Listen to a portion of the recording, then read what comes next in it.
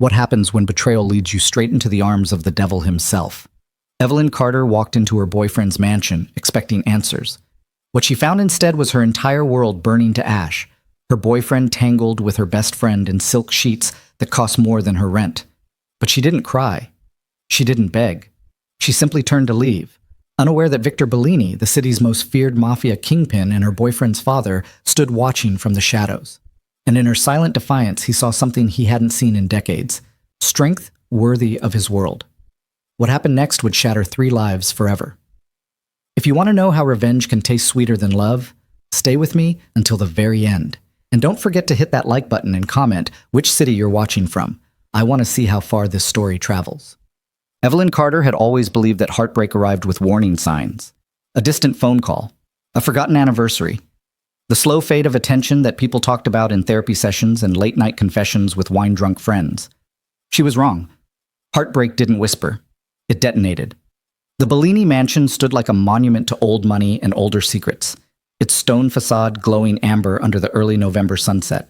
Evelyn had been here dozens of times over the past 18 months, always as Noah's girlfriend, always feeling slightly out of place among the marble columns and Renaissance paintings that probably cost more than her student loans. Tonight felt different. Tonight, the house seemed to loom over her with something close to malice. She clutched her phone tighter as she approached the heavy oak doors. Noah hadn't answered her calls in 3 days. 3 days of silence after their argument about his business associates, men in expensive suits who looked at her the way wolves studied sheep. She'd asked too many questions. He'd deflected with charm and expensive dinners until she'd finally confronted him about the rumors, the whispers that followed his family name like smoke. The door was unlocked. That should have been her first warning. The foyer stretched before her in cathedral-like grandeur, all vaulted ceilings and Italian tile that echoed her footsteps like accusations. The house felt empty, though she knew it never truly was. The Bellini family kept staff, security, people who moved through shadows, and kept secrets better than priests. "Noah?" Her voice bounced off the walls, unanswered. She climbed the grand staircase, her hand sliding along the mahogany banister that had been polished to mirror shine. The second-floor hallway stretched in both directions, doors closed like sealed tombs. She knew which one was Noah's private suite. She'd been there before, though never without invitation, never without him greeting her with that boyish smile that made her forget why the Bellini name made hardened men cross the street. The door stood slightly ajar. Later, Evelyn would remember this moment with crystalline clarity. The way the hallway seemed to narrow, the way her heartbeat suddenly filled her ears like thunder, the way some primal part of her brain screamed to turn around and leave. But she was 26 years old and had been raised to believe that love meant fighting for what mattered, that relationships required courage and confrontation. So she pushed the door open. The room smelled like expensive cologne and betrayal. Late afternoon light slanted through floor-to-ceiling windows, illuminating the scene with brutal clarity. The massive bed with its silk sheets the color of champagne, the scattered clothes forming a trail from the door to the mattress. And there, tangled together in post-coital abandon, were Noah Bellini and Jessica Chen, her boyfriend, her best friend since college. Evelyn didn't scream. The sound that came from her throat was smaller than that, more animal, a wounded noise that she'd never heard herself make before. It was the sound of something fundamental breaking, like the crack of ice before it gives way beneath your feet. Noah's head snapped up first, his dark hair was disheveled, his face flushed, and for one perfect second, he looked like exactly what he was. A spoiled 28-year-old caught doing something he knew would destroy someone he claimed to love. "Evie," he started, scrambling for the sheet. Jessica sat up slower, her expression morphing from shock to something harder, something that looked almost like satisfaction. "This isn't what it looks like," she said, and the sheer audacity of the cliché almost made Evelyn laugh. "Really?"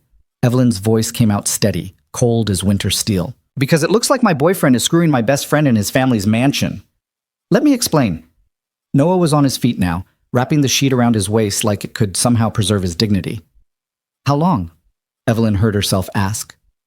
The question felt important somehow, though she wasn't sure why it mattered. Betrayal was betrayal whether it lasted a week or a year. Jessica spoke before Noah could. "Does it matter? You were never right for him, Evelyn. You're too ordinary, too safe." She said safe like it was an insult, a curse word. Noah needs someone who understands his world. And you understand it.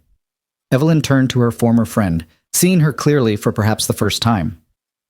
Jessica had always been ambitious, always angling for the next party, the next connection, the next opportunity to climb social ladders that Evelyn hadn't even known existed. You understand the violence, the blood money, the fact that his family... Careful. Noah's voice hardened in a way she'd never heard before. You don't know what you're talking about. Don't I? Evelyn took a step backward, suddenly aware that she was alone in a mansion belonging to people who made their enemies disappear. I know enough. I know that your father runs half the crime in this city. I know that your business associates are murderers and drug dealers. I know that you've been lying to me about who you really are since the day we met. Then why are you here? Noah demanded, and there it was, the crack in his mask, the flash of something cruel beneath the charm. If I'm so terrible, if my family disgusts you, why did you come? Because I was stupid enough to think you might be different. Evelyn's throat burned. She refused to cry, not here, not in front of them. I thought maybe you were trying to get away from it all, that we were building something real. Jessica laughed. Actually laughed. The sound was like glass breaking. Real? Evelyn, nothing about you two was real. You were his rebellion, his little walk on the safe side. A nice girl from a nice family doing nice nonprofit work. You were always temporary. The words hit like physical blows, each one finding its mark with surgical precision. Because somewhere deep down, Evelyn had always suspected this truth. That she was too ordinary for Noah Bellini. That their relationship had an expiration date written in invisible ink. That men who wore $10,000 watches and drove cars that cost more than houses didn't end up with social workers who bought their clothes at outlet malls. I'm done, Evelyn said quietly. We're done. Don't call me. Don't text me. Don't send your people to check on me. Whatever this was, it's over. She turned to leave before the tears could come, before her composure could crack completely. The hallway seemed longer now, stretching like something from a nightmare. She focused on putting one foot in front of the other, on maintaining the dignity she had left. Evie, wait! Noah's voice followed her, but she didn't turn around. She was halfway down the grand staircase when she felt it. That crawling sensation of being watched. Her hand tightened on the banister as her eyes swept the foyer, empty, silent. But the feeling persisted, raising goosebumps along her arms. You walk away from betrayal better than most men I've known. Evelyn's head snapped toward the voice. He stood in the doorway of what she knew was the library. A man she'd only seen in passing, only glimpsed at family gatherings where she'd felt perpetually out of place. Victor Bellini, Noah's father, the patriarch, the kingpin. He was taller than she'd realized, or maybe he just filled space differently than other people. Late 40s, with silver threading through dark hair that was swept back from a face that looked carved from marble. All hard angles and sharp edges softened only slightly by what might have been cruel beauty in his youth. He wore a three-piece suit like armor, perfectly tailored, perfectly pressed, the kind of expensive that whispered rather than shouted. But it was his eyes that held her frozen on the stairs. Dark eyes that had seen too much, done too much, eyes that belonged to a man who made life and death decisions before breakfast and slept soundly afterward. Mr. Bellini, she managed, her voice smaller than she wanted. Victor. He moved toward her with the fluid grace of a predator, unhurried but purposeful. Mr. Bellini was my father, and he's been dead for 20 years, though I suspect he'd have appreciated your composure just now. He always said the best steel is forged in the hottest fires. Evelyn descended the last few steps, instinct telling her that staying above him would be seen as either defiant or foolish. I didn't know anyone was here. This is my home. I'm always here, in one way or another. He stopped a few feet away, close enough that she could smell his cologne, something dark and expensive that probably had a name in a language she didn't speak. I heard raised voices. I came to investigate. Found quite the illuminating scene. Heat flooded her cheeks. How long were you watching? Long enough to see you demonstrate more backbone than my son has shown his entire life. Victor tilted his head slightly, studying her with an intensity that made her want to look away. She didn't. Some stubborn part of her refused to give him that satisfaction. Long enough to see that he's an even bigger fool than I thought. I should go. Evelyn moved to step around him. His hand caught her wrist, not roughly, but firmly enough to stop her. His skin was warm, his grip precise, the touch of a man who knew exactly how much pressure to apply. I have a proposition for you. Every alarm bell in Evelyn's head started ringing. I'm not interested in whatever... Revenge, Victor said simply, releasing her wrist. Real revenge. Not gossip or social media posts or slashed tires. I'm talking about the kind of vengeance that will hollow out my son from the inside. The kind he'll feel every single day for the rest of his life. Evelyn's breath caught. Why would you want to hurt your own son? Because he needs to learn that actions have consequences. Victor's expression didn't change, but something flickered in those dark eyes, something that might have been disappointment or some anger or some complex cocktail of both. Because he's been coddled and protected his entire life, and it's made him weak, reckless, stupid. And because what he did to you, he paused, his jaw tightening almost imperceptibly, shows a fundamental lack of respect that I find intolerable. You don't even know me. I know enough. I know you work for Hope Harbor, the nonprofit that helps trafficking victims. I know you grew up in Portland, that your father was a teacher and your mother was a nurse, both deceased. I know you have a master's degree in social work from Columbia and $73,000 in student loan debt. I know you drive a 10-year-old Honda, live in a fifth-floor walk-up in Queens, and volunteer at the animal shelter on weekends.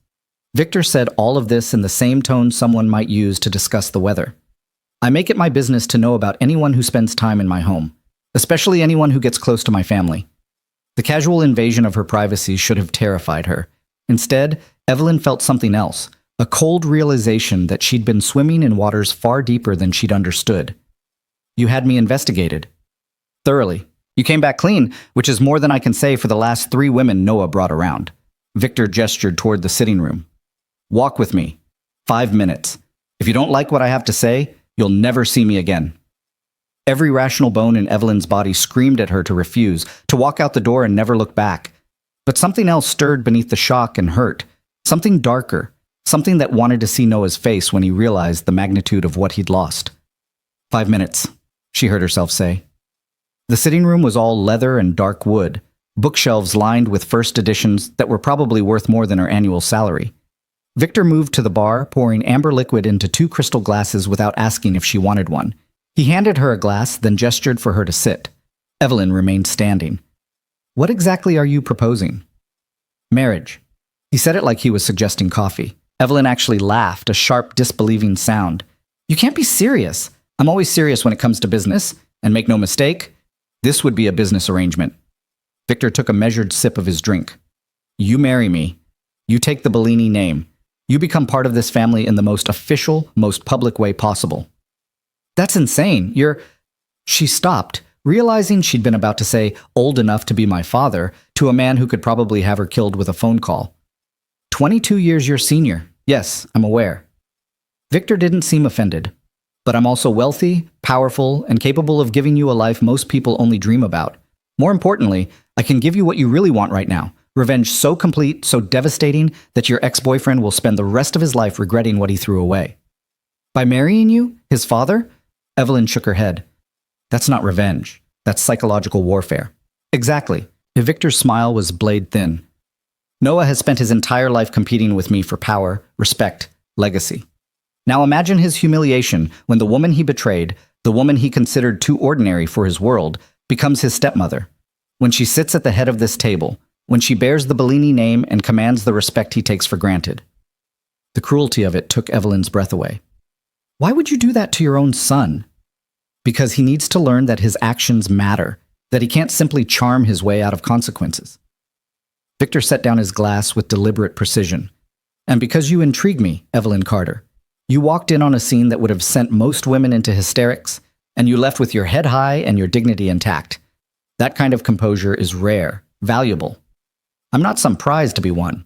No, you're not. You're a woman who's been wronged, who deserves better than crying into her pillow while the people who hurt her move on without consequence. Victor moved closer, and Evelyn forced herself not to retreat. I'm offering you power, protection, a position in a world that usually chews up and spits out people like you.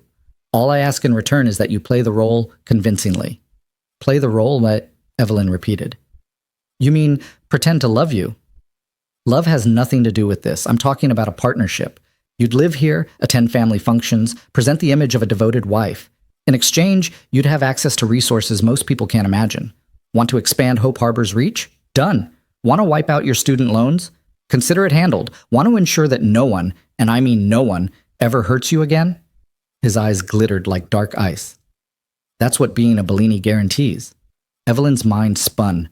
This was madness. Criminal madness. You didn't marry into the Mafia to get revenge on an ex-boyfriend. You didn't tie yourself to a man like Victor Bellini, a man whose business card probably had a body count on the back. What about what I want long-term, she asked. What happens when I want out, when I want a real relationship with someone I actually choose? We'd establish terms, a timeline. This doesn't have to be forever, though I reserve the right to renegotiate if circumstances change. Victor paused, his expression unreadable. But I'll be honest with you, Evelyn. The moment you take my name, your life changes permanently. You'll see things, know things, be part of things that will make you understand why people fear the Bellini family. There's no going back to who you were before. You're trying to scare me. I'm trying to give you informed consent. He said it so matter-of-factly that Evelyn almost laughed again. If you say yes to this, you need to understand what you're accepting. The danger, the violence that exists at the edges of my world. The fact that my enemies will see you as leverage, and my allies will test you to see if you're worthy of the name. And if I fail those tests, you won't. Victor said it with absolute certainty. I've survived in this business for 25 years by reading people accurately. You have something most people lack, the ability to adapt without losing yourself. That's what makes you perfect for this. Evelyn looked down at the untouched drink in her hand, watching light refract through the crystal. Upstairs, Noah was probably spinning some explanation to Jessica, or maybe they were laughing about her dramatic exit. Tomorrow, they'd continue their affair without consequence, without guilt, without any understanding of what they'd destroyed. The thought ignited something dark and fierce in her chest. If I did this, and I'm not saying I will, what would the actual arrangement look like? Her voice sounded strange to her own ears, like someone else was asking the question. Victor's expression didn't change, but something in his posture shifted almost imperceptibly, like a chess player recognizing a worthy opponent. We'd marry within the month. Quick engagement, very private ceremony, though the announcement would be extremely public. You'd move into the east wing of this house, separate quarters with complete privacy. We'd share certain spaces for appearance's sake, dinners, family gatherings, public events. I'd expect discretion, loyalty, and the ability to handle yourself in difficult situations. And in return, financial security beyond what you've ever imagined, protection from anyone who might wish you harm, access to resources that could expand your nonprofit work exponentially. Imagine what you could do for trafficking victims with actual funding and political connections. Victor enumerated each point like contract terms, and the satisfaction of watching Noah realize exactly what he lost. What about affection? Intimacy? Evelyn felt her cheeks heat but forced herself to ask. Are you expecting? No. Victor cut her off cleanly. Unless you wanted that, this would be a marriage in name only. I'm not interested in coercing anyone into my bed, Evelyn. If physical intimacy ever became part of our arrangement, it would be because we both wanted it, not because you felt obligated. The answer should have reassured her. Instead, it raised more questions about what kind of man Victor Bellini actually was beneath the tailored suits and casual violence. I need time to think about this, Evelyn said finally. You have until tomorrow night. Come to Giano's at 8 o'clock. It's a restaurant I own in Manhattan. Victor pulled a card from his jacket, holding it out to her. If you show up, I'll take that as your answer. If you don't, we'll never speak of this conversation again. Evelyn took the card, her fingers brushing his for just a moment. His hands were warm, steady, the hands of a man who'd never trembled over a decision in his life. One more thing, Victor said as she turned to leave. That friend of yours, Jessica. She's been feeding information about Noah to the Costello family for 3 months. They're rivals of ours, in case you weren't aware. Noah's too blinded by chemistry to see he's being played. Evelyn stopped. Why are you telling me this?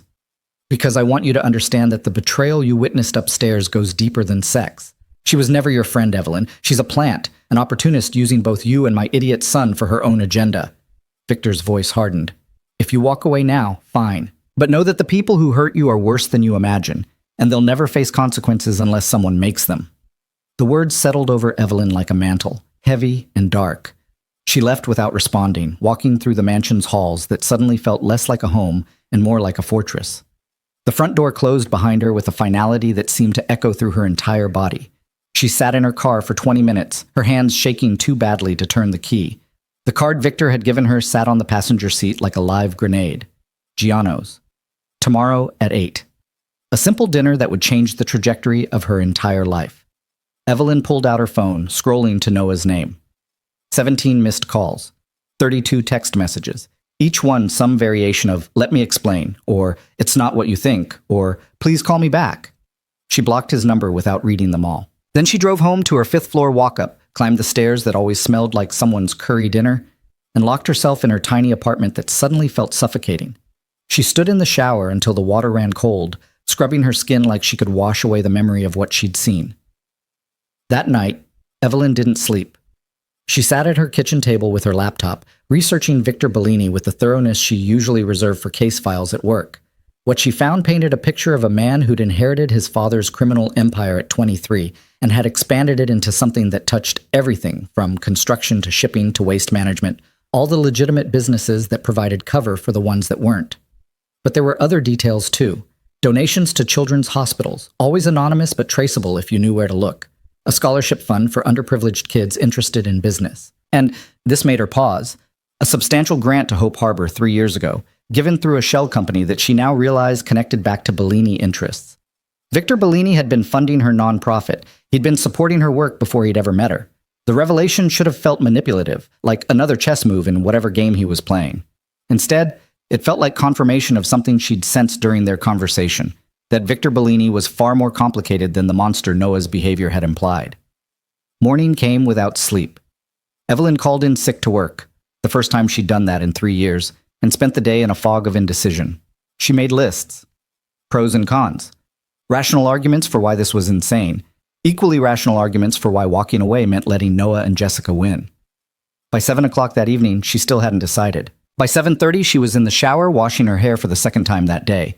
By 7:45, she was standing in front of her closet, staring at clothes that all seemed wrong for dinner with a Mafia kingpin who'd proposed a marriage of vengeance. At 8:15, Evelyn walked into Giano's wearing a simple black dress and heels that made her ankles wobble. The restaurant was elegant in that understated way that screamed wealth. No prices on the menu, no visible staff unless you needed them, lighting designed to make everyone look like they belonged in a European film. Victor sat at a corner table, perfectly positioned to see the entire room while keeping his back to the wall. He stood when he saw her, and Evelyn felt the weight of every decision she'd ever made leading to this moment. "You came," he said, and she couldn't tell if he'd actually doubted she would. "I came," she agreed, letting him pull out her chair. A waiter appeared with wine before she'd even settled. Victor must have ordered ahead, must have known she'd show up despite her uncertainty. The realization should have annoyed her.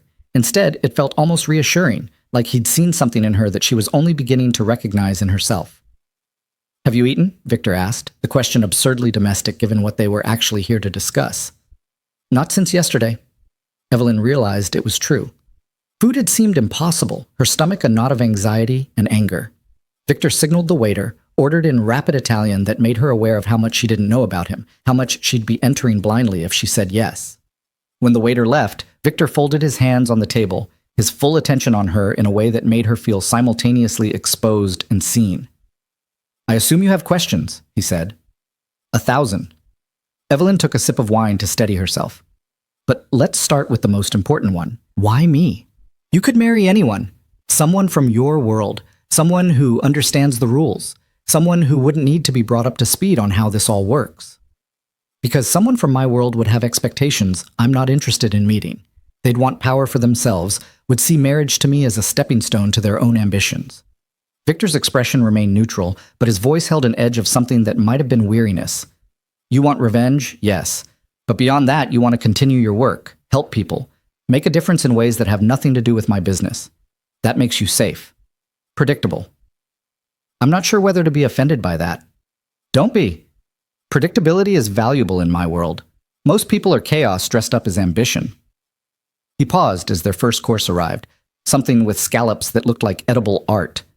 "I need someone I can trust not to try to kill me in my sleep or sell information to my enemies. Someone who has clear boundaries and won't try to expand them at my expense." "And you think that's me? Based on a background check and 5 minutes of conversation? Based on watching you walk away from humiliation with grace, based on 3 years of quarterly reports from Hope Harbor showing exactly where every dollar goes, including my money, based on the fact that you're here, terrified but sitting up straight, asking hard questions instead of just accepting what I'm offering." Victor's eyes held hers. "You have integrity, Evelyn. That's rarer than you might think."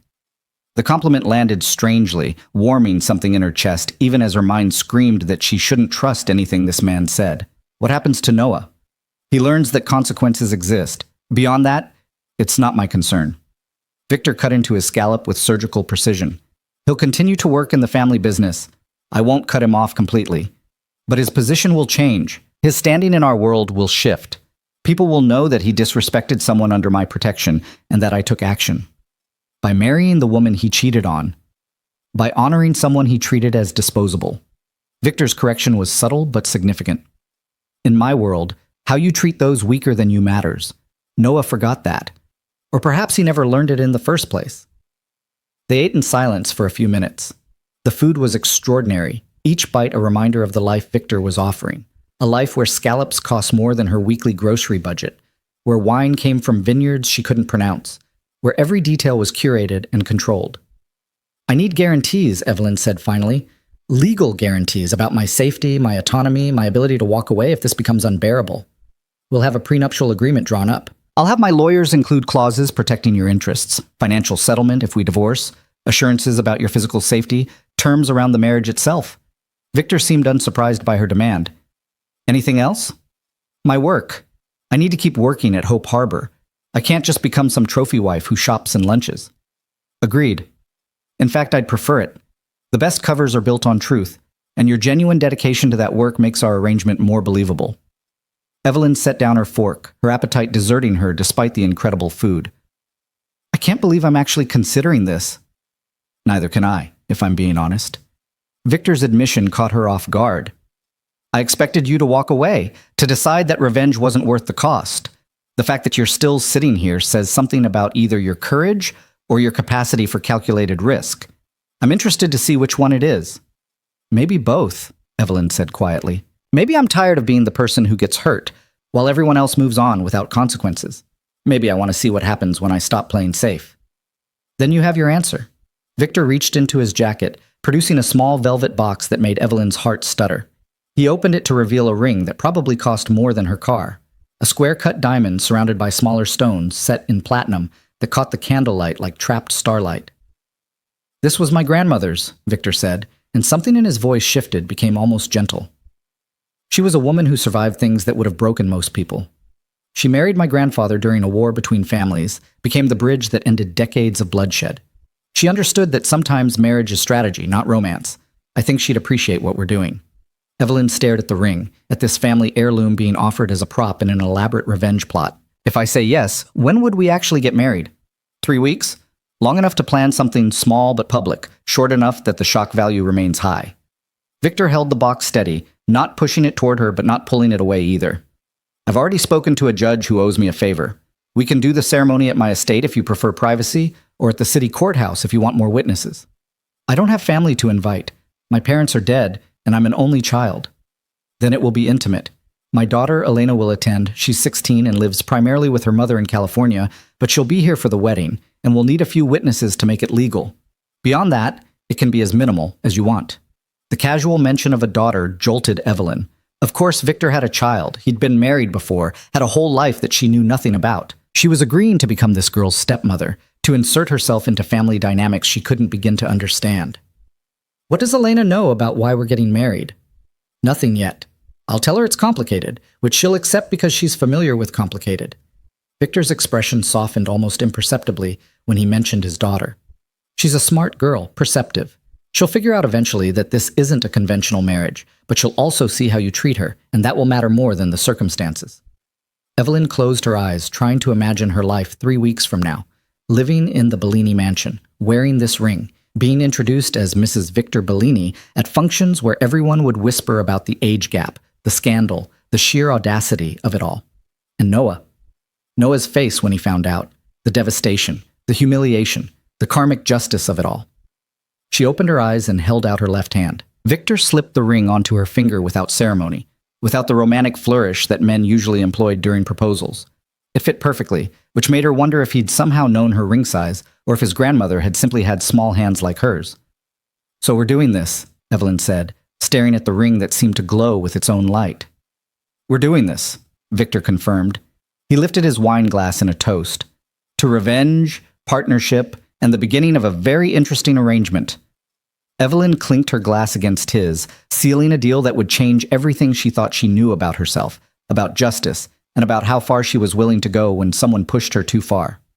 3 weeks later, she would stand in the Bellini estate's garden and promise to love, honor, and cherish a man she barely knew. And when Noah arrived late to the ceremony, uninvited but unable to stay away, and saw her in white standing beside his father, his face would drain of all color. He would understand in that moment exactly what his betrayal had cost him, but that was still 3 weeks away. For now, Evelyn sat in an elegant restaurant with a dangerous man, wearing a dead woman's ring, and felt something like power settling into her bones for the very first time. She thought about calling Jessica, about telling her former friend exactly what she'd done. But revenge was best served cold, and the announcement would be public enough without a preview. Let them find out the way everyone else would, through whispers and shock and the terrible realization that the quiet girl they'd discarded had teeth, after all. Evelyn raised her glass again, this time on her own. "To second chances," she said. Victor's smile was sharp as a knife's edge. "To making people regret underestimating you." They drank to that. To revenge dressed as matrimony. To strategic alliances born from betrayal. To the moment when Evelyn Carter stopped being someone things happened to and became someone who made things happen instead. The future stretched ahead, uncertain and dangerous, and nothing like what she'd planned.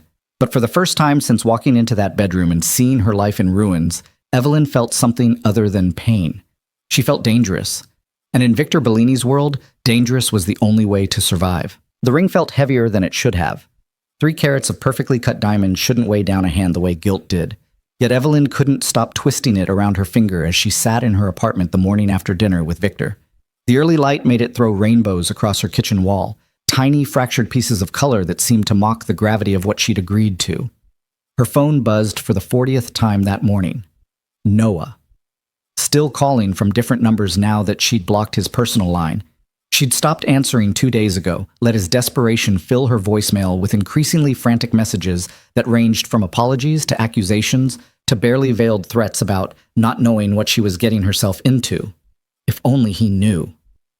The knock on her door came at exactly 9 o'clock. Evelyn checked the peephole and saw 2 men in dark suits who looked like they ironed their faces along with their shirts. Victor's people. He'd warned her they'd be coming, that certain arrangements needed to be made quickly. "Miss Carter?" The taller one spoke with the clipped efficiency of someone who'd delivered this speech before. "Mr. Bellini sent us to assist with your transition. We have movers ready to pack your apartment whenever you're ready, and there are security protocols we need to discuss." Evelyn opened the door wider, letting them into her small space that suddenly felt even more cramped with their presence.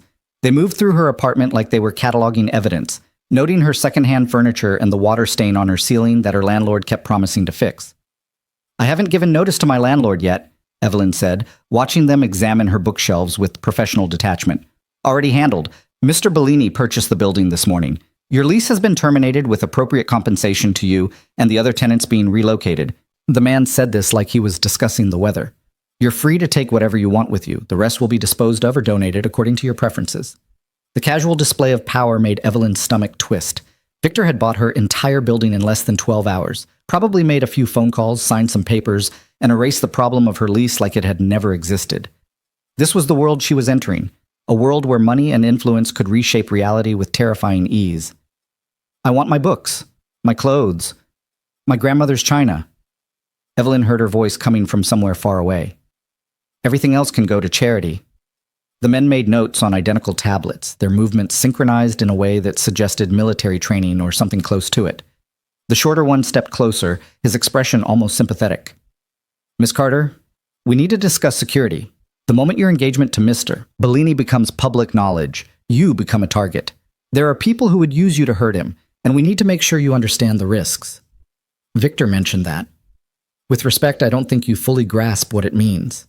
The man pulled out his tablet, swiping to a series of photos that made Evelyn's breath catch.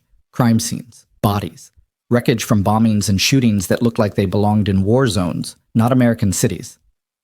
"These are from the last 3 years, attacks on Bellini interests and allies. We've prevented dozens more, but the threat is constant." Evelyn forced herself to look at each image, to really see what she was signing up for. A restaurant blown apart, tables still set for dinner among the rubble. A car burned down to its skeleton, the interior charred beyond recognition. A woman's photo, before and after, showing a beautiful socialite, and then the same woman with half her face scarred from acid. "That's Maria Costello," the man said quietly. "She married into a rival family 5 years ago. Someone wanted to send her husband a message." The implicit warning was clear. This could be Evelyn. This could be her face, her body, her life ended or destroyed because she'd agreed to wear Victor Bellini's ring. "Why are you showing me this?" Evelyn asked, though she already knew the answer. "Because Mr. Bellini insisted. He said you needed to make this choice with full information, not romantic illusions." The man's expression softened slightly. He also said that if you want to walk away now, there won't be any consequences. He'll handle the fallout with his son personally. Evelyn looked down at the ring again, at the way it caught the light like captured fire. She thought about Noah's face in that bedroom, about Jessica's satisfied smirk, about a lifetime of being the person who played it safe while others took what they wanted without remorse. "I'm not walking away," she said firmly, "but I need to know how to protect myself. Teach me." The men exchanged a glance that might have been approval. For the next 2 hours, they walked her through security protocols that felt like something from a spy movie. How to check her car for tampering, which routes to vary when driving, how to recognize when she was being followed. They gave her a phone, encrypted, untraceable, with Victor's number programmed as the only contact. "You have an emergency. You call that number. Day or night, it doesn't matter. Someone will answer, and help will come." The taller man demonstrated the phone's panic button, hidden behind what looked like a standard camera app. 3 seconds of pressure, and every Bellini security asset in the city gets your location. It felt surreal, like she was being inducted into something far larger than a marriage of convenience. These men were preparing her for war, not a wedding. By noon, professional movers had arrived and were efficiently packing her life into boxes with the kind of speed that suggested they'd done this before, probably for witnesses being relocated, or mistresses being set up in new apartments, or any number of scenarios that existed in Victor's world. Evelyn watched them work, feeling disconnected from the process, like she was observing someone else's life being dismantled. Her phone, her real phone, rang. A number she didn't recognize, but the area code was local. Against her better judgment, she answered. "You stupid, stupid girl." Jessica's voice was pure venom, none of the false sweetness she'd always used before. "Do you have any idea what you've done?" "I'd say I know exactly what I've done." Evelyn kept her voice level, aware that Victor's men were listening even as they pretended not to. "The question is, do you? Noah told me about his father's little proposal, about you actually being pathetic enough to consider it." Jessica's laugh was brittle, sharp enough to cut. "You think marrying that monster makes you powerful? You think it makes you anything other than a whore who sold herself for revenge?" The word should have stung. Instead, Evelyn felt nothing but a cold, settling calm. "Is that what you told yourself when you were feeding information about Noah to the Costello family? That you were something other than a spy in his bed?" The silence on the other end was gratifying. When Jessica spoke again, her voice had lost its certainty. "I don't know what lies Victor's been telling you. He told me you've been compromised for 3 months, that you were planted to get close to Noah, to gather intelligence about Bellini operations."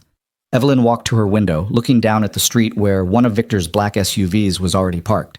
"How much are they paying you, Jessica? Is it worth it? Selling out someone you claim to care about?" "You have no idea what you're talking about. Noah and I are together now. We're in love." But the words rang hollow, rehearsed. "You're a liability he's too stupid to see yet. Give it time.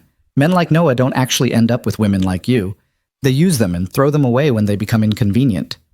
Evelyn surprised herself with the cruelty in her own voice.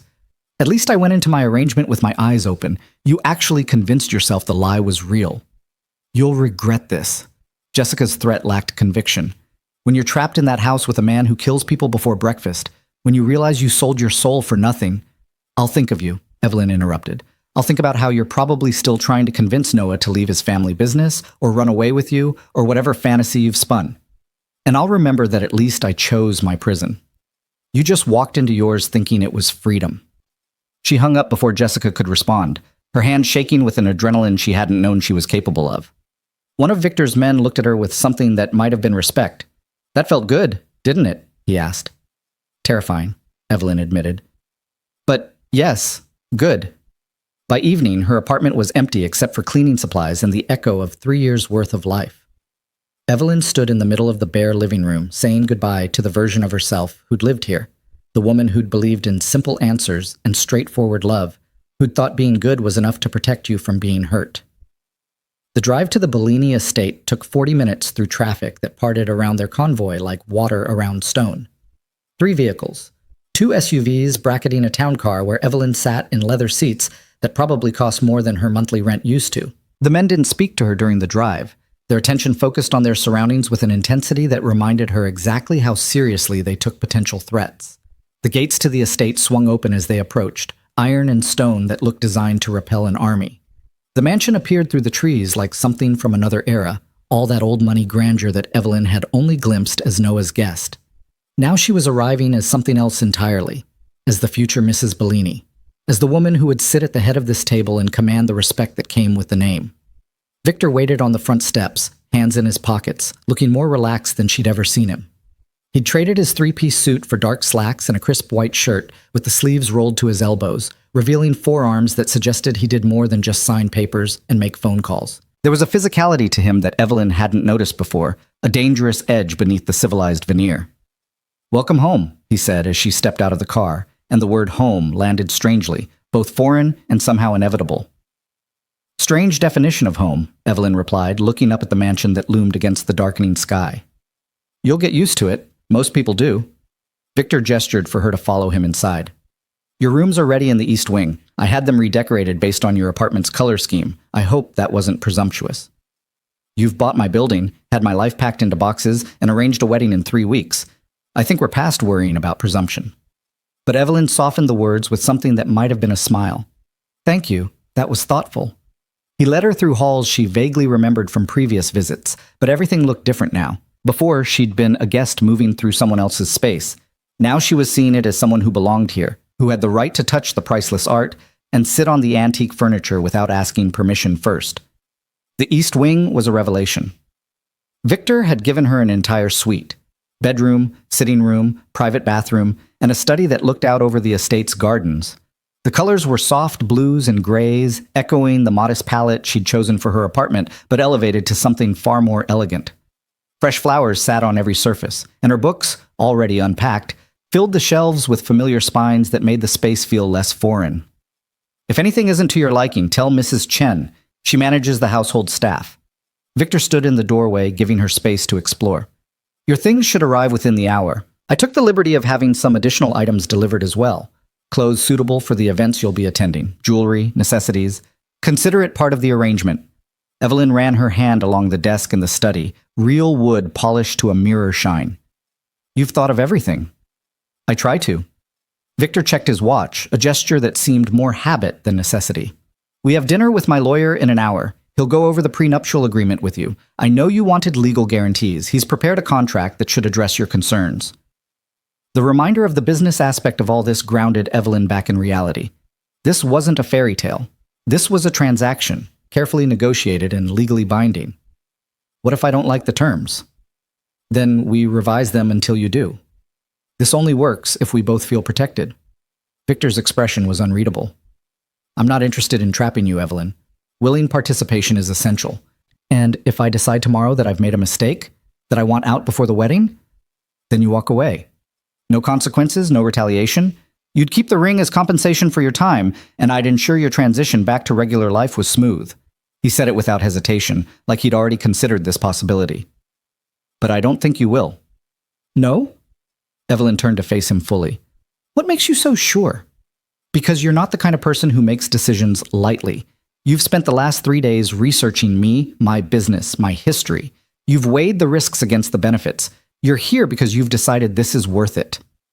Victor stepped into the room, closing some of the distance between them. "Am I wrong?"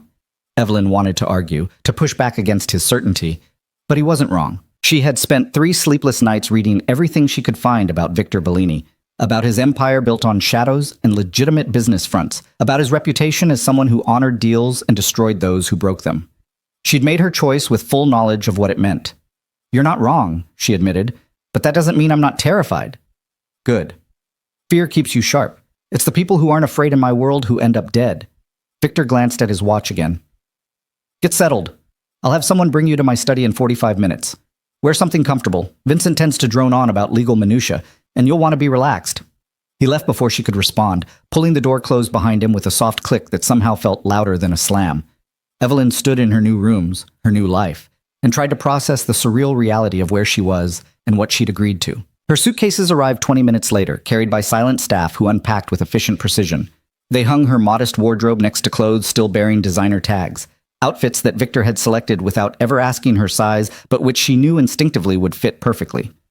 He'd had her investigated so thoroughly that he probably knew her measurements better than she did. Evelyn changed into a simple dress, one of her own, not the designer pieces, and studied herself in the floor-length mirror. She looked the same.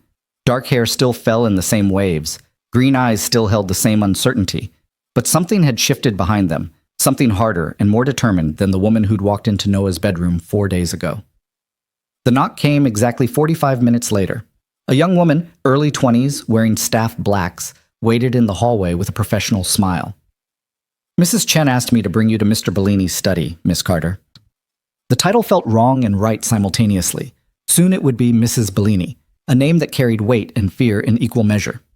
Evelyn followed the young woman through the mansion's corridors, memorizing turns and landmarks in case she needed to navigate alone. The study was on the second floor, behind double doors of dark wood carved with intricate patterns that probably told a story she'd never learn. Victor stood by the windows, speaking in low tones to a man who could only be his lawyer. Vincent Caruso looked exactly like someone who managed the legal affairs of a crime family should. Silver-haired, expensive suit, eyes that had seen enough to never be shocked by anything. He turned when Evelyn entered, his expression warming with practiced charm. "Miss Carter, I've heard a great deal about you." Vincent extended his hand, his grip firm but not aggressive. "Shall we discuss the terms of your protection?" They sat at a conference table that could have seated 12, Vincent spreading documents across the polished surface with the reverence of someone handling sacred texts. The prenuptial agreement was 37 pages of dense legal language that would have been intimidating if Vincent hadn't walked her through each section with patient clarity. In the event of divorce initiated by either party within the first 5 years, you receive a lump sum of $10 million and full ownership of any property designated as your primary residence. Vincent pointed to the relevant clause. After 5 years, the settlement increases proportionally, with a cap of $50 million at the 15-year mark. Evelyn's head spun. $10 million. $50 million. Numbers that belonged to lottery winners and corporate buyouts, not social workers who counted pennies at the grocery store. "That seems excessive," she heard herself say. Victor leaned back in his chair, fingers steepled. "It's proportional to what you're risking by taking my name. Your safety, your reputation, potentially your life. Money is the least I can offer in exchange." "There are also provisions for your continued employment and independence," Vincent continued. "Mr. Bellini cannot restrict your work, your movements, or your personal relationships provided they don't compromise family security. You maintain separate banking accounts, assets acquired during the marriage are split equitably, and you have the right to retain separate legal counsel at any time." "What about children?" Evelyn asked, then felt her face heat. "Not that hypothetically, any children born during the marriage are presumed to be Mr. Bellini's, with full legal rights and protections as Bellini heirs." Vincent didn't even blink. "In the event of divorce, custody would be negotiated separately, with the child's best interest paramount. In the event of Mr. Bellini's death, you would serve as guardian unless circumstances made that inadvisable." The clinical discussion of hypothetical children born into a marriage designed to punish Victor's son made Evelyn's stomach turn, but she forced herself to listen, to understand exactly what she was signing. "The agreement also includes a mutual non-disclosure clause," Vincent said, his tone sharpening slightly. "You cannot discuss Mr. Bellini's business affairs, family matters, or personal life with anyone outside approved legal and medical counsel. Violation of this clause results in immediate termination of all financial agreements and potential legal action." "You mean I'd be sued if I talked to the wrong person?" Evelyn looked at Victor. "Or worse?" "Sued, yes. Worse, no." Victor's expression was granite. "I don't hurt women, Evelyn. But I do protect my interests through legal means. The NDA is standard for anyone in my inner circle. It's not personal." "Everything about this is personal," Evelyn countered. "We're getting married to destroy your son's peace of mind. It doesn't get more personal than that." Vincent coughed delicately. "Perhaps I should give you two a moment to discuss the emotional aspects while I prepare the signature pages." He retreated to the far end of the study, suddenly very interested in organizing his briefcase. Victor stood, moving to the window where twilight painted the gardens in shades of purple and gold. Evelyn joined him, maintaining careful distance. "Having second thoughts?" Victor asked without looking at her. "Constant second thoughts. Third and fourth thoughts too." Evelyn crossed her arms. "But I'm still here." "Why?" The question was genuine, curious. "You could have this money, this security, without the marriage. I could set you up with a trust fund tomorrow, make your student loans disappear, fund your nonprofit until you retire. You don't need to marry me to escape your old life." No, but I need to marry you to make Noah understand what he lost." Evelyn surprised herself with her honesty. "That makes me petty and vindictive, and I'm not sure I like this version of myself, but I'm tired of being the person who gets hurt and just accepts it as the cost of being good." Victor turned to face her, and in the fading light his features looked almost sad. You think marrying me makes you bad? I think it makes me something I don't have a word for yet. Ruthless, maybe. Calculated. Evelyn met his eyes. I think it makes me someone who's willing to use people the way they used me. And I'm not sure if that's growth or just becoming what I hate. It's survival. Victor's voice was quiet, almost gentle. You're learning that the world isn't fair, that being good doesn't protect you from being hurt, and that sometimes the only way to stop being a victim is to become something else entirely. That's not evil, Evelyn. That's evolution. Is that what you tell yourself, that everything you've done is just evolution? I tell myself that I protect what's mine, that I honor my agreements, and that I've built something that provides for hundreds of families who depend on Bellini businesses for their livelihoods. Victor's jaw tightened. I'm not a good man by conventional standards, but I'm not the monster people imagine either. I'm complicated, just like this situation, just like you're becoming. The observation settled between them like a living thing. Evelyn was becoming complicated. She could feel it happening, feel herself changing in ways that thrilled and terrified her in equal measure. The old Evelyn would have run from this. The new one wanted to see where it led. I'll sign the agreement, she said finally, but I want one addition. A clause that guarantees my work at Hope Harbor continues to receive funding regardless of what happens between us. If we divorce, if I die, if this all falls apart, that organization keeps operating. Victor's expression shifted, something like respect crossing his features. Done. Vincent will add it before you sign. They returned to the table where Vincent had prepared signature pages with the efficiency of someone who'd done this many times before. Evelyn read each page carefully before signing, her hand steady despite the magnitude of what she was doing. With each signature, she felt the door to her old life closing a little more firmly. When it was done, Vincent gathered the documents with a satisfied nod. Congratulations, you're now legally protected in ways most people never achieve. He shook both their hands. The wedding itself is scheduled for Saturday, 3 weeks from yesterday. I've taken the liberty of arranging the license and filing the necessary paperwork. All you need to do is show up. That's simple? Evelyn asked. Marriage is always simple. It's everything that comes after that gets complicated. Vincent's smile was knowing. I'll see myself out. Mr. Bellini, Miss Carter, good luck to you both. After he left, silence filled the study like water rising. Victor poured 2 glasses of whiskey from a crystal decanter, handing one to Evelyn without asking if she wanted it. She took it, grateful for something to do with her hands. To complicated futures, Victor said, raising his glass. Evelyn clinked hers against his. To knowing exactly what we're getting into. They drank, and the whiskey burned down her throat like liquid courage. Outside, full darkness had fallen, and somewhere in the mansion, staff moved through their evening routines, unaware that their world was about to shift with the addition of a new Mrs. Bellini. I should warn you, Victor said, setting down his empty glass. Noah knows about the engagement. I told him this afternoon. Evelyn's heart stuttered. How did he take it? About as well as you'd expect. Rage, accusations, threats to disown me as his father. Victor's expression remained neutral, but something flickered behind his eyes. He'll try to contact you, probably already has. I need you to not engage with him, not until after the wedding. After that, how you handle him is your choice. What if he tries to stop the wedding? He won't. He knows better than to make that kind of scene. Victor moved to his desk, pulling out a folder. But just in case, security has been notified. The estate is locked down until after the ceremony. No one gets in without my explicit approval. The casual mention of lockdown procedures, of potential violence at a wedding, reminded Evelyn again of exactly what world she'd entered. This wasn't normal. This was a fortress mentality, a constant state of vigilance against threats both known and imagined. I'm going to bed, Evelyn said suddenly, exhaustion crashing over her like a wave. This has been the longest day of my life, and tomorrow I apparently start wedding planning with a criminal empire's resources at my disposal. Elena arrives tomorrow afternoon, Victor said, making Evelyn pause in the doorway. My daughter. She's been briefed on the situation, understands this is unconventional, but she'll have questions. I wanted you to be prepared. Prepared for your teenager to interrogate me about why I'm marrying her father 3 weeks after my ex-boyfriend cheated on me with my best friend? Evelyn's laugh was slightly hysterical. I don't think there's any preparing for that conversation. Elena's perceptive, but she's also kind. Give her honesty, within reason, and she'll respect you for it.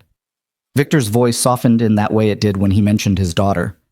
She deserves to know she's getting a stepmother who isn't pretending to be something she's not. Evelyn nodded, too tired to unpack the implications of building a real relationship with a stepdaughter in a fake marriage. She made her way back to her suite, the hallways feeling less foreign now, more like a maze she was beginning to learn. Her rooms waited exactly as she'd left them, except now the evening staff had turned down her bed and left a small plate of fruit and cheese on the nightstand. She should have been hungry. She couldn't remember the last time she'd eaten a real meal, but food held no appeal, so she stood in the shower instead, letting scalding water turn her skin pink while she tried to process everything that had happened in the span of less than a week. Saturday morning, she'd been Evelyn Carter, social worker, Noah Bellini's girlfriend, a woman with a simple life and simple dreams. Now she was Evelyn Carter, Mafia bride-to-be, living in a mansion under armed guard, preparing to marry one of the most dangerous men in the city for revenge so profound it would shatter what remained of her ex-boyfriend's world. The transformation should have felt wrong. Instead, standing under the spray with Victor's ring catching the light, Evelyn felt something close to rightness settling into her bones. Like she'd been playing a role her whole life and was only now discovering who she actually was beneath the performance of goodness. She slept in silk sheets that cost more than her old bed, in a room bigger than her entire apartment had been, and dreamed of nothing at all.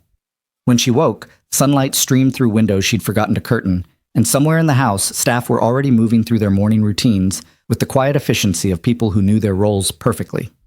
Evelyn Carter's old life was officially over. In 3 weeks, she would become Mrs. Victor Bellini. And then the real performance would begin, convincing the world that this marriage was real while navigating the dangerous waters of a family built on violence, loyalty, and the kind of power that most people only glimpsed in movies.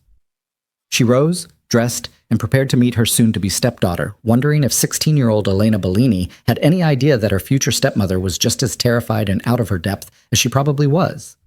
The game had begun, and Evelyn was learning with each passing hour that she had a talent for playing it. Elena Bellini arrived at 2 in the afternoon, announced by the sound of tires on gravel and voices carrying through the open windows of Evelyn's study.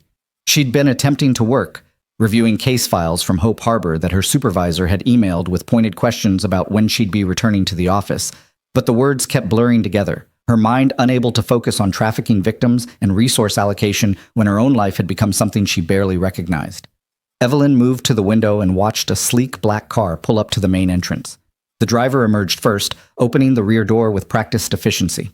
What stepped out was not the sullen teenager Evelyn had been bracing herself for, but a girl who moved with the unconscious grace of someone raised among wealth and danger in equal measure. Elena was tall for 16, with her father's dark hair falling in waves past her shoulders, and eyes that assessed her surroundings with the same sharp intelligence Victor possessed.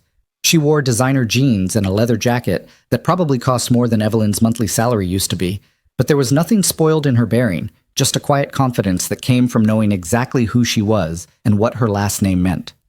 Victor appeared from somewhere inside the house, and Evelyn watched the reunion through glass like a voyeur glimpsing an intimate moment. Father and daughter embraced without the awkwardness that often plagued teenagers with their parents. Elena said something that made Victor laugh, an actual laugh that transformed his face into something younger, lighter. And for a moment, Evelyn saw the man he might have been without the weight of his empire pressing down on his shoulders. Then Elena looked up at the house, her gaze sweeping the windows with systematic precision, and her eyes found Evelyn's. Even from this distance, Evelyn felt the assessment, the calculation behind those dark eyes that were so like her father's. Elena said something to Victor, nodded toward the window where Evelyn stood, and Victor's expression shifted back to something more guarded.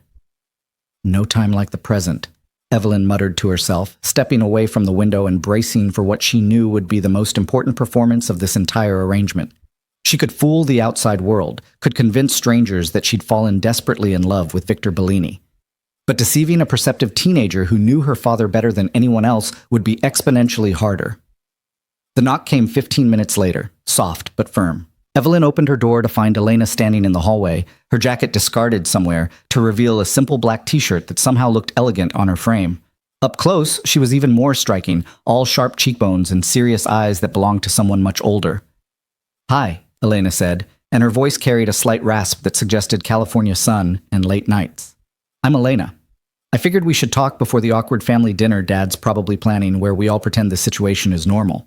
Despite everything, Evelyn found herself smiling. "Evelyn, and yes, talking now is probably wise. Come in."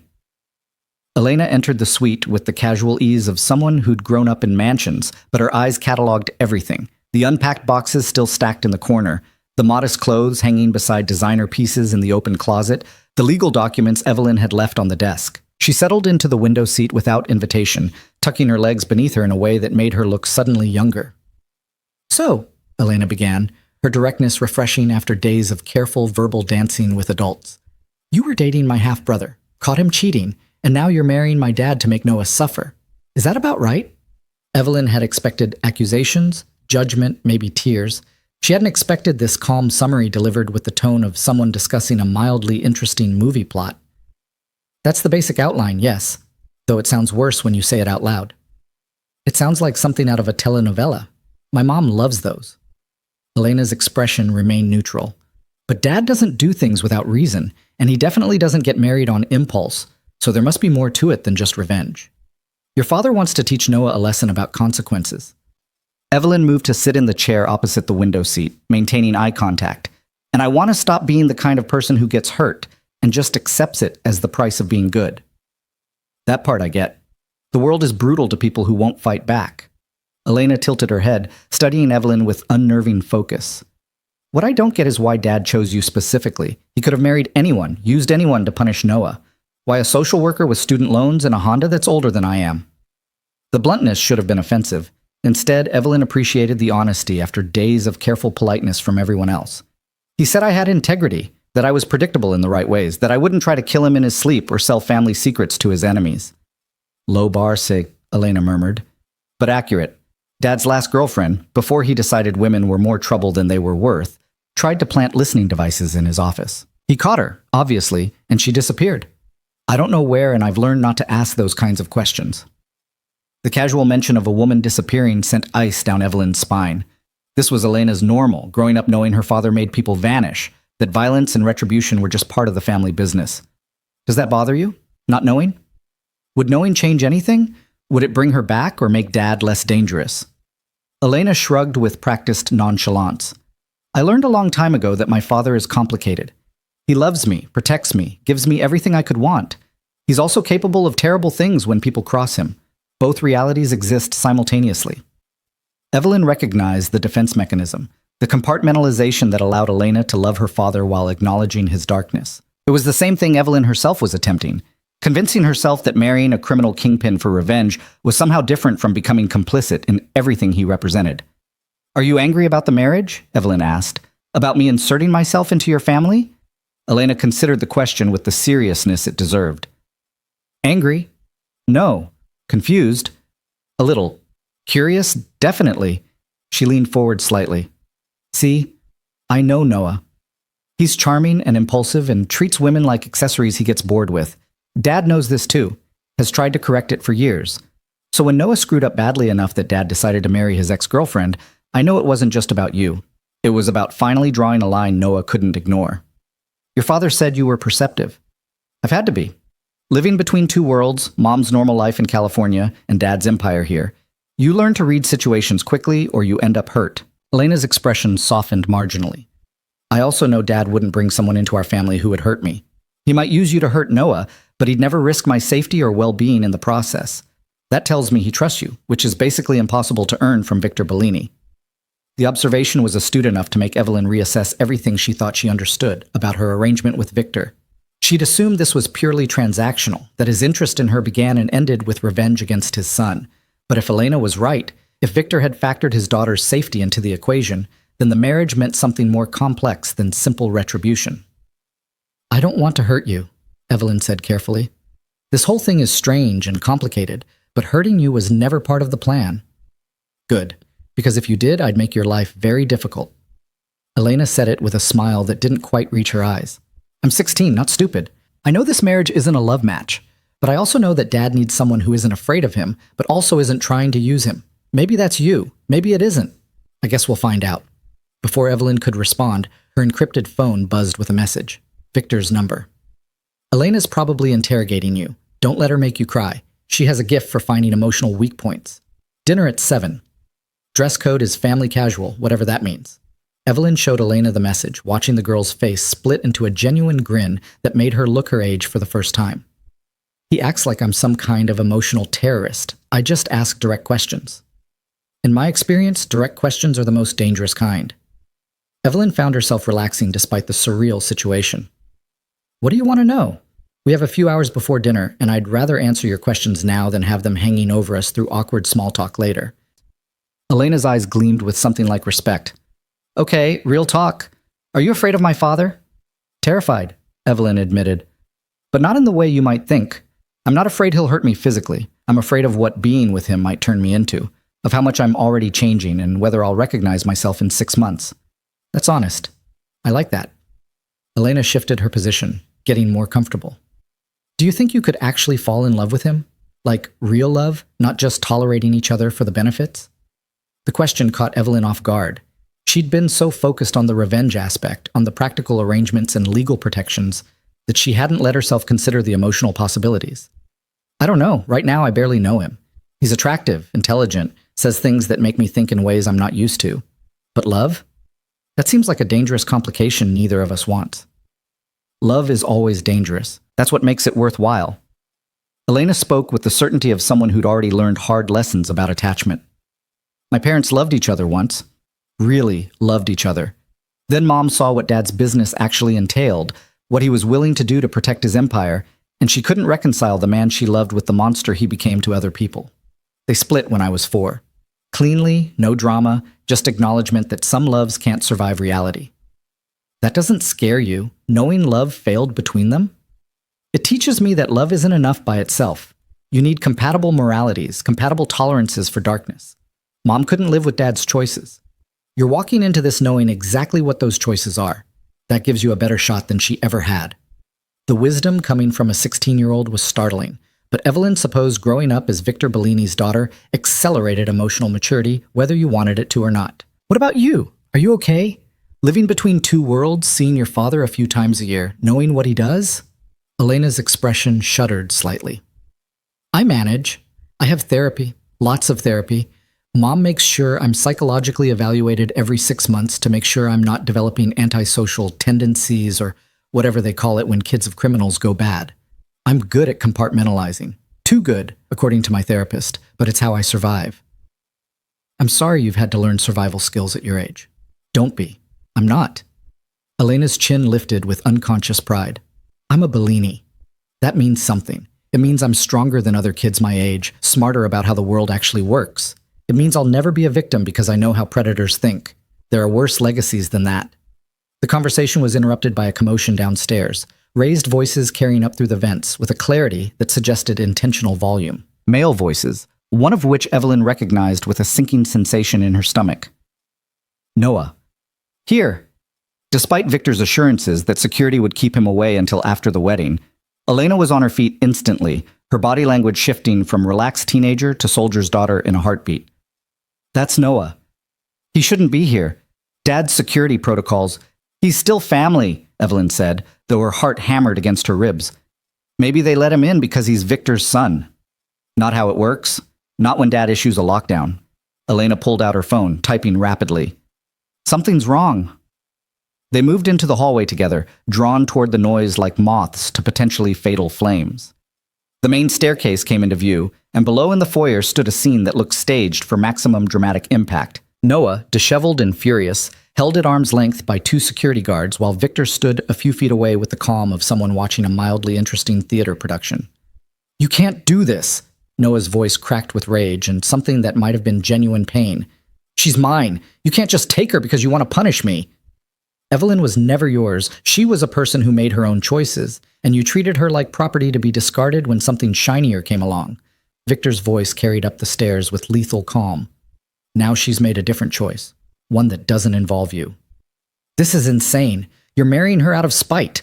Noah struggled against the guard's hold. His expensive clothes rumpled, dark circles under his eyes that suggested he'd slept as poorly as Evelyn had. She's 26 years old. You're old enough to be her father. 22 years difference, yes. We've established the mathematics. Victor remained perfectly still, hands in his pockets, the picture of casual control. But unlike you, I don't lie to her about who I am or what I want. Our arrangement is honest. That's more than she ever got from you. Evelyn felt Elena's hand on her arm, a silent question. Should they intervene? Retreat back to the suite? She shook her head fractionally. If she was going to survive in this world, she needed to learn to handle confrontation without running, needed to prove she could stand beside Victor even when his son was falling apart in the foyer. Evelyn! Noah spotted her at the top of the stairs, his expression shifting from rage to desperate pleading. Please, tell him you're being coerced. Tell him you don't actually want this. I'm not being coerced. Evelyn's voice came out steadier than she felt, carrying down to the marble floor with clear authority. I made my choice, Noah. The same way you made yours when you decided Jessica was more interesting than our relationship. That was a mistake. I was stupid, I know that now, but this? Noah gestured wildly between Evelyn and Victor. This is revenge. This is you trying to hurt me the way I hurt you. Yes, Evelyn said simply, and the honesty of it seemed to stun Noah into momentary silence. It is revenge. It's also an opportunity, a fresh start, and a chance to be something other than the woman you cheated on. It's complicated, Noah, but it's my choice to make. He's a killer, a criminal. Noah's voice rose to a near shout. He's destroyed families, ordered people murdered. You work with trafficking victims, and you're going to marry someone who probably profits from that exact industry. The accusation hung in the air like poison gas. Evelyn felt Elena stiffen beside her, felt her own certainty waver for just a moment. Was it true? Did Victor's empire touch human trafficking? She'd researched his business interests, but found only legitimate fronts and rumors of drug running, weapons dealing, extortion. Not once had trafficking come up. Victor's expression didn't change, but something darkened in his eyes. I've done many things I'm not proud of. Hurt people who deserved it, and some who didn't. Built an empire on violence and fear and calculated brutality, but I've never, not once in 25 years, involved myself in human trafficking. That particular evil is where I draw my line. Ask anyone in this city. Ask your friend Jessica's employers at the Costello family. They'll tell you the same thing. You're lying to protect yourself. I don't lie to protect myself. I don't need to. Victor's voice dropped to something dangerous. You want to accuse me of crimes? Be specific. Be accurate. But don't throw around allegations about trafficking when you know nothing about my actual business, when you've spent your entire life benefiting from money I earned while pretending to be too good to know where it came from. The hit landed perfectly. Noah flinched like he'd been struck because it was true. He'd lived off his father's empire while maintaining plausible deniability about its sources. He'd worn expensive clothes and driven luxury cars and charmed women in restaurants that catered to criminals, all while pretending he was somehow separate from the violence that funded his lifestyle. Get him out of here, Victor said to the guards, his tone conversational but absolute. And find out how he got past the gate. Someone's getting fired for this breach. As the guards began forcibly escorting Noah toward the door, he twisted back toward the stairs one more time. Evelyn, please, don't do this. I love you. The words that would have shattered her a week ago now barely registered. Evelyn looked at Noah, really looked at him, and saw not the charming man she'd thought she'd loved, but a spoiled child throwing a tantrum when a toy was taken away. He didn't love her. He'd probably never loved her. She'd been convenient, safe, someone who made him feel noble for slumming it with a woman who had morals and a real job. No, you don't, Evelyn called down, and her voice was steady as stone. You love the idea of me, the good girl who made you feel less guilty about your family business. But you never loved me enough to be honest with me, to protect me, to choose me when it mattered. So whatever you're feeling now, it's not love, it's just wounded pride. Noah's face crumpled with an emotion she couldn't quite read, and then the guards had him outside, the heavy front door closing with a finality that echoed through the cavernous foyer. Silence settled over the mansion like snowfall, broken only by Elena's low whistle of appreciation. Damn, the teenager murmured. That was brutal. In the best way, but still, brutal. Victor looked up at them, his expression unreadable from this distance. Evelyn, a word, please. Elena squeezed her arm once before releasing it. I'll be in my room if you need backup, though I think you just proved you can handle yourself. Evelyn descended the stairs with the sensation of walking towards something inevitable, each step bringing her closer to the man who was simultaneously her salvation and potential destruction. Victor waited at the bottom, and when she reached him, he studied her face with an intensity that made her want to look away. She didn't. Are you okay? He asked, and the genuine concern in his voice caught her off guard. I should be asking you that. He's your son. He's also an idiot who's trying to manipulate you back into his life. Victor gestured toward his study. Walk with me. They moved through the mansion in silence, past priceless art and windows that looked out on grounds that stretched for acres. The study was exactly as it had been the night before. Leather and wood, and the smell of expensive whiskey that probably cost more per bottle than most people's monthly rent. Victor poured 2 glasses without asking, handing her one before settling into the chair behind his desk. Not the casual position by the window or the intimate proximity of the sitting area. This was Victor Bellini, the businessman, the kingpin, putting professional distance between them. What Noah said about trafficking, Evelyn began, needing to address it directly. Is it true? Do you draw a line there? It's true. I have many lines, actually. I don't hurt children. I don't traffic humans. I don't tolerate rape or domestic violence within my organization. Victor said it matter-of-factly, like he was listing grocery items. I'm a criminal, Evelyn. I won't pretend otherwise, but I'm not every kind of criminal. Some evils are beneath even me. Why those lines specifically? Because I was a child once who watched his father brutalize his mother. Because I've seen what human trafficking does to people, the Hope Harbor cases you work on. I've helped recover some of those women, usually when they've been taken by rivals who engage in that particular trade. Victor took a slow sip of his whiskey. I deal in vices that adults choose: drugs, gambling, protection rackets for businesses that want security. People who engage with my operations do so willingly, knowing the risks. The moment someone becomes a victim rather than a participant, they're outside my business model. The explanation should have been cold comfort.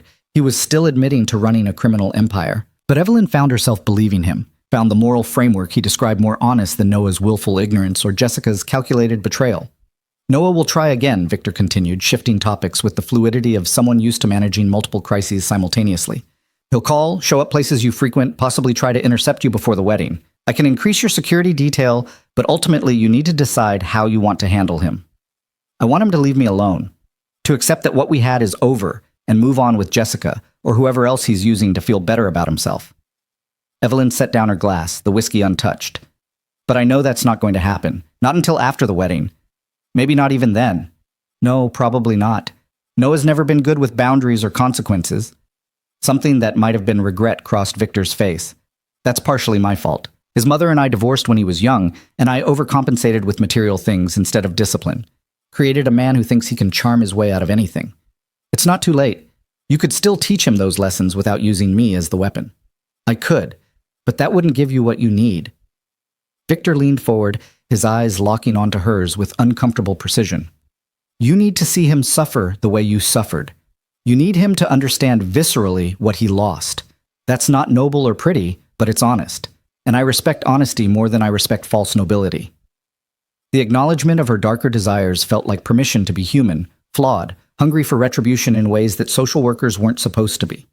Evelyn had spent her entire adult life helping others, putting aside her own needs and wants in service of people who'd been victimized. For once, just this once, she wanted to be the person who acted instead of reacted, who took instead of gave. Thank you, she said quietly, for not trying to make me feel guilty about wanting revenge. Revenge gets a bad reputation. Sometimes it's perfectly appropriate. Victor stood, moving around the desk to lean against its front edge, closer to her now.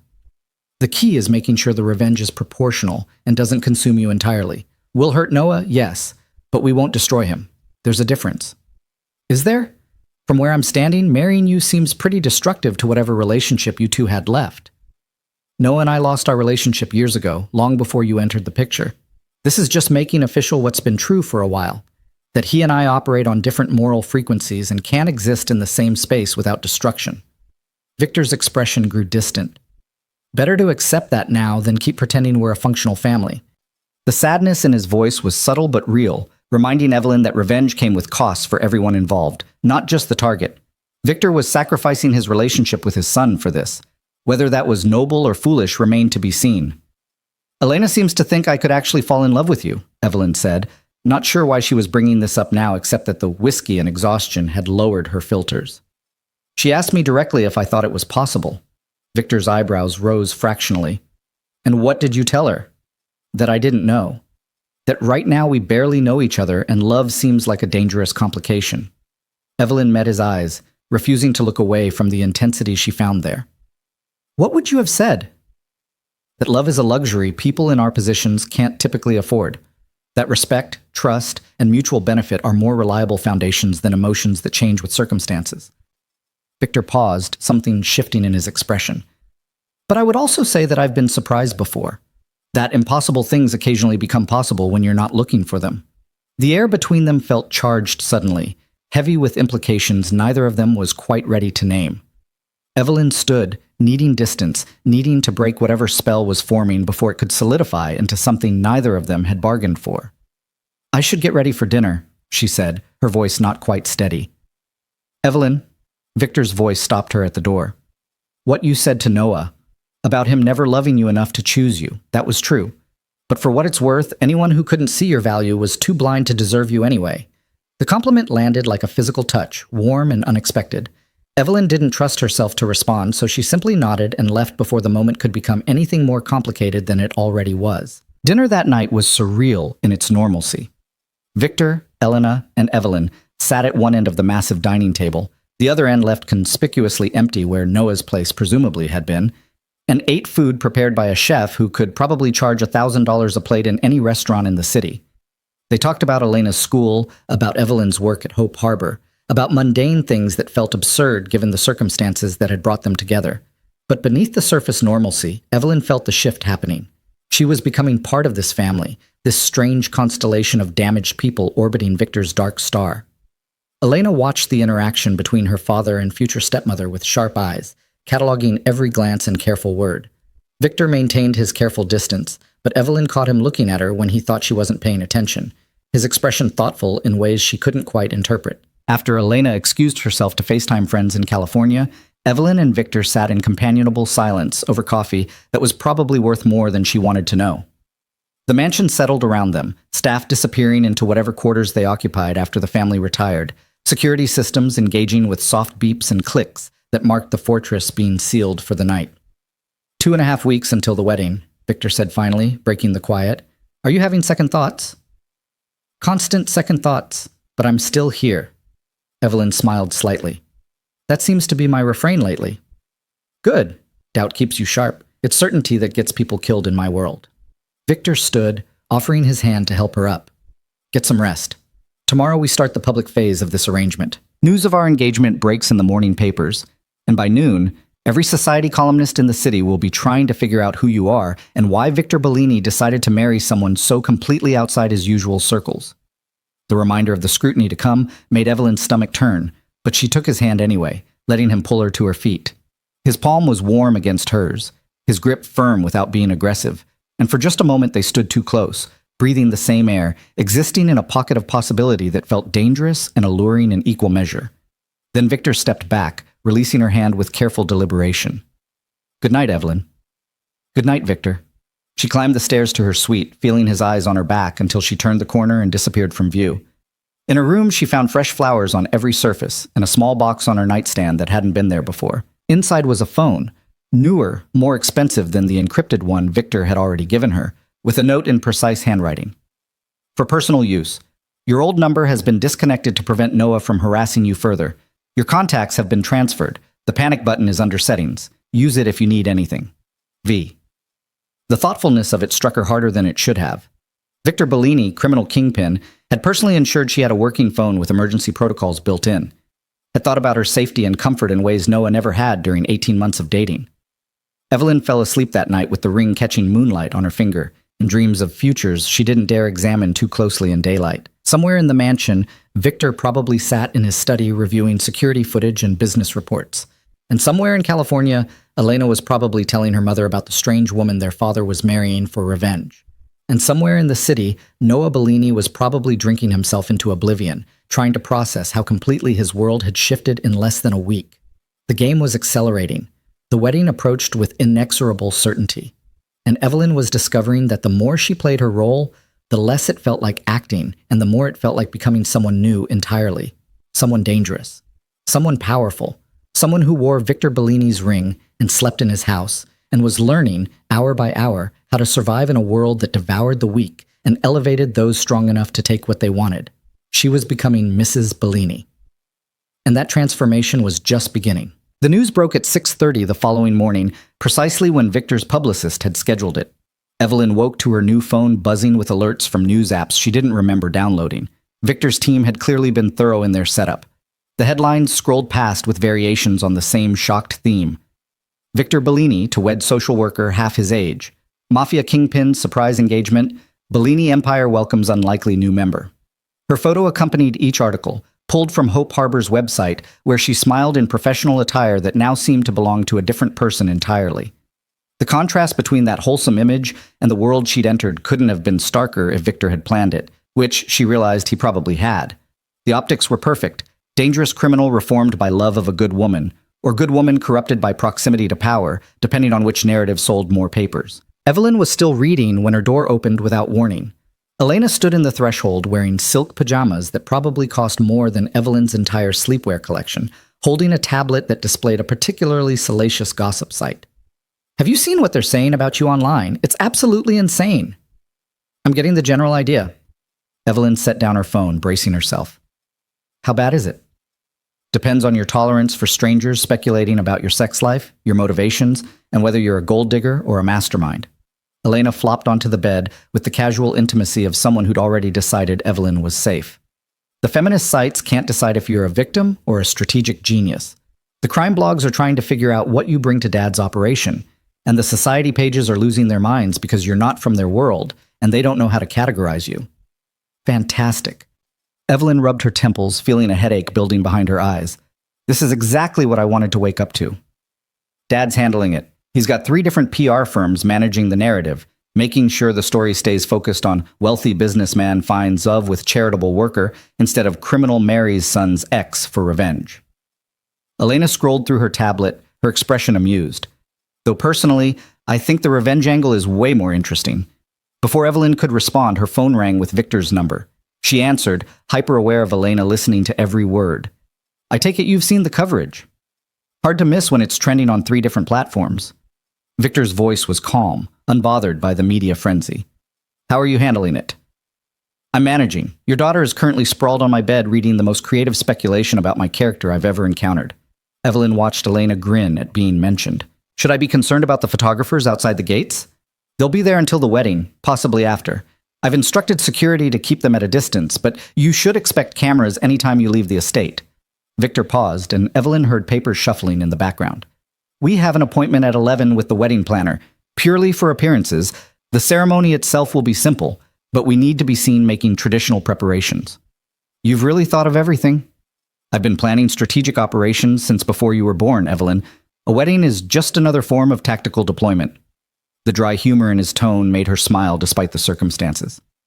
"Wear something appropriate for photographs. They'll definitely catch us leaving."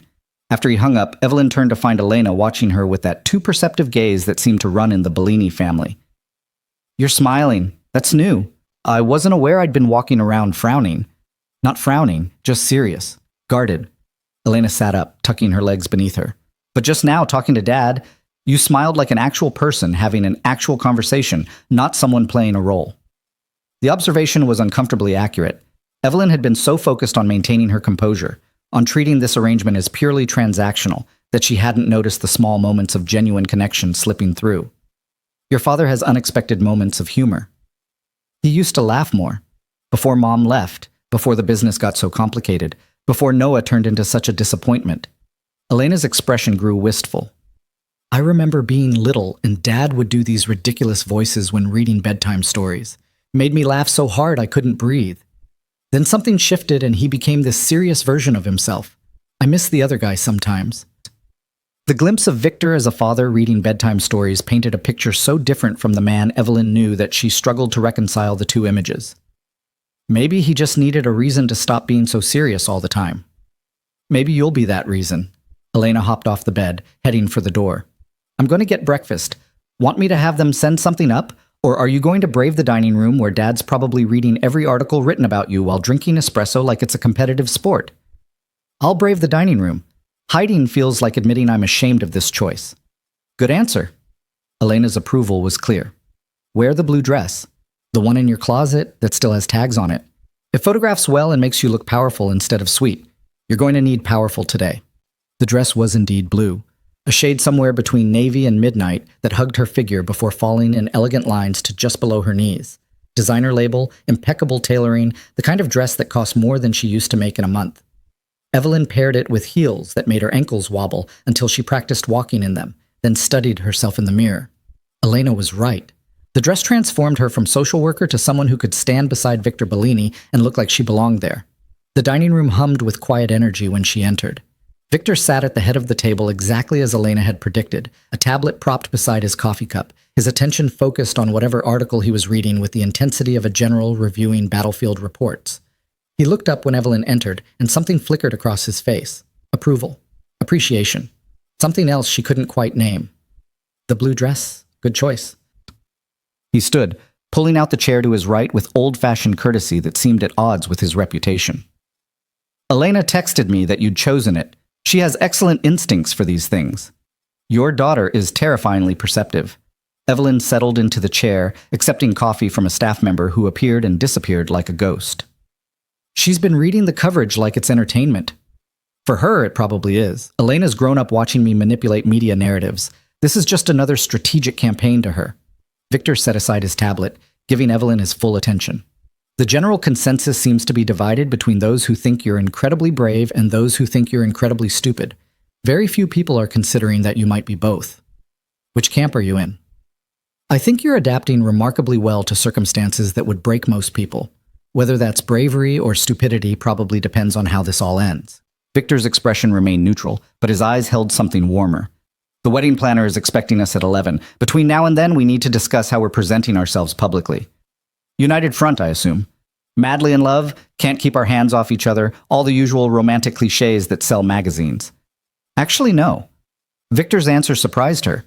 We're going to present ourselves as exactly what we are. Two adults who've made a calculated decision to build something together. Dignified, respectful, but not performatively romantic. The truth often works better than lies because people don't know what to do with it. Evelyn considered this approach, finding it both refreshing and terrifying.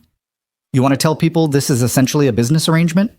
Not in those words, but I want them to see that we're not pretending to be something we're not. That we respect each other, enjoy each other's company, but we're not selling them a fairy tale. Victor leaned back in his chair, his posture relaxed despite the intensity of the conversation. People will speculate regardless, let them. As long as we're consistent in how we present ourselves, the narrative stays in our control. The strategy made sense in a way Evelyn's romantic fantasies never had. No pretending to be desperately in love, no manufacturing chemistry for cameras. Just two people choosing to build something together with clear eyes and realistic expectations. It felt honest in a way that most marriages probably weren't. I can work with that, Evelyn said finally. Dignified respect I can do. It's the fake passion that would have felt wrong anyway. Who said anything about fake? Victor's question was casual, but the look he gave her was anything but. I find you attractive, Evelyn. I respect your intelligence and your courage. If those feelings deepen into something more, we'll deal with it.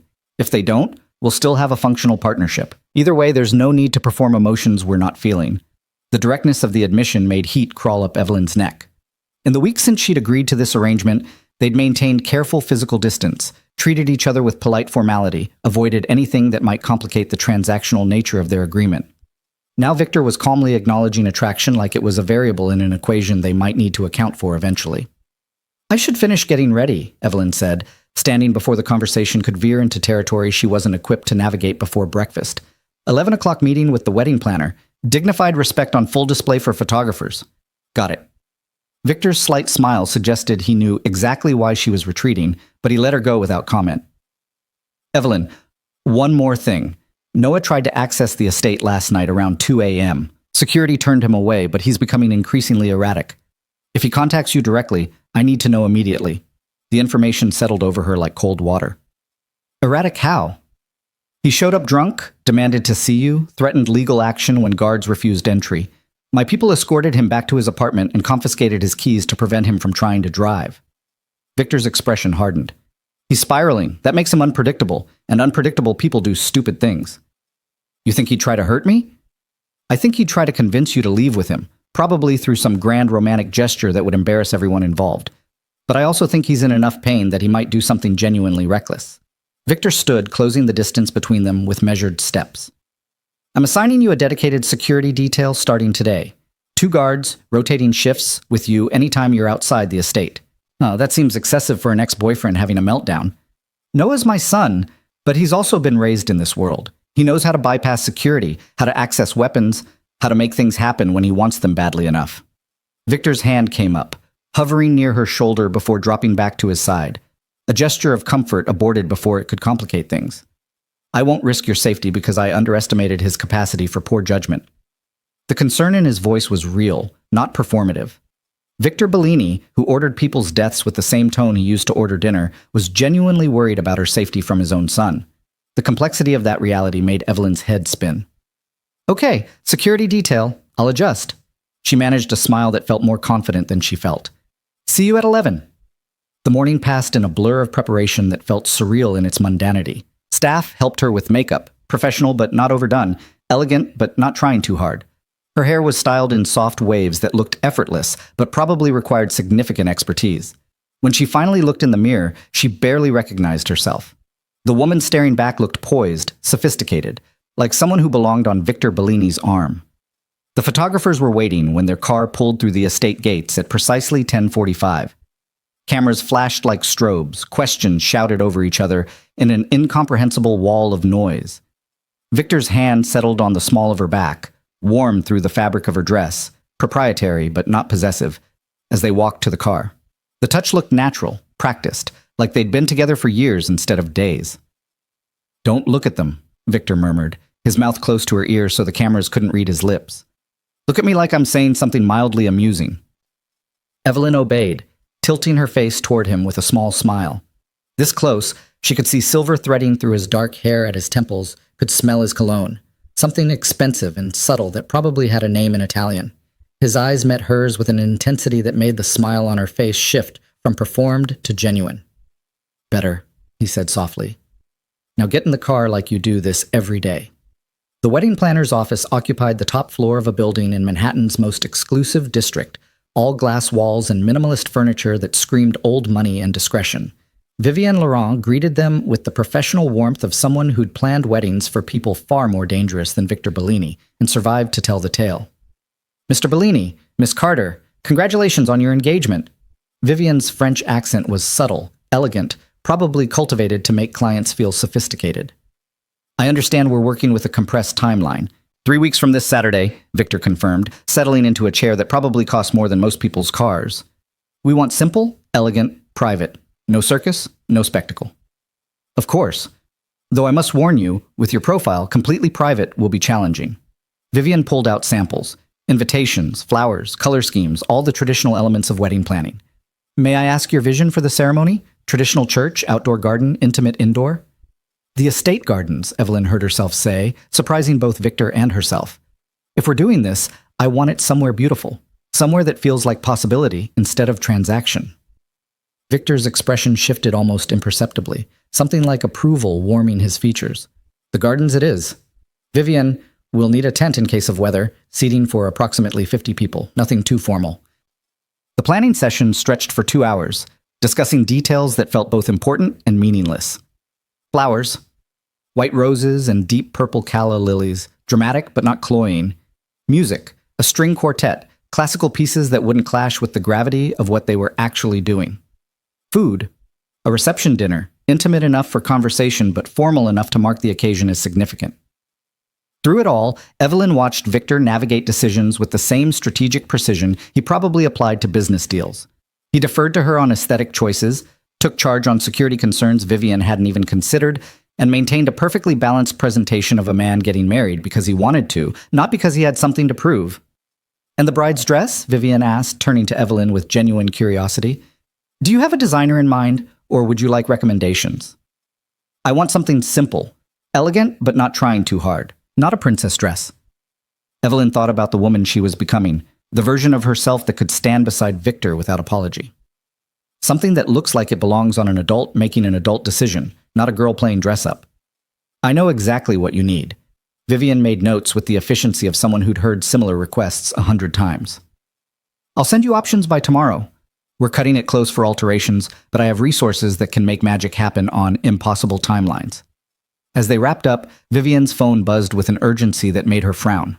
She glanced at the screen, her professional composure slipping for just a moment.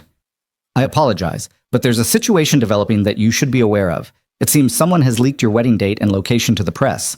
I'm getting calls from photographers requesting access to the estate." Victor's expression didn't change, but Evelyn felt the air around him cool by several degrees.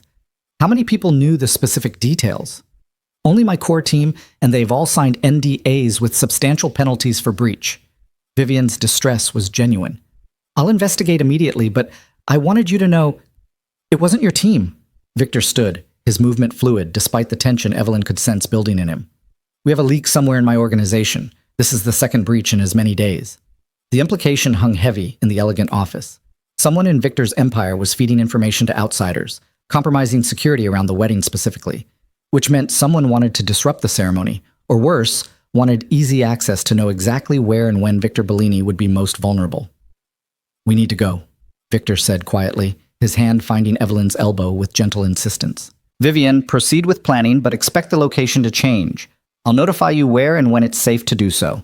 The drive back to the estate was tense, Victor on his phone speaking in rapid Italian to people whose responses Evelyn couldn't hear. The security detail that had accompanied them, 2 SUVs bracketing their town car, drove with heightened alertness, taking routes that varied from their morning path. "Is this normal?" Evelyn asked when Victor finally ended his call. "Leaks and security breaches?" "No, which is why it's concerning." Victor's jaw was tight, his usual composure strained. "Someone's testing our defenses, trying to find weak points. Either they're planning something specific around the wedding, or they're trying to rattle us into making mistakes." "Noah?" The name came out before Evelyn could stop it. "Possibly.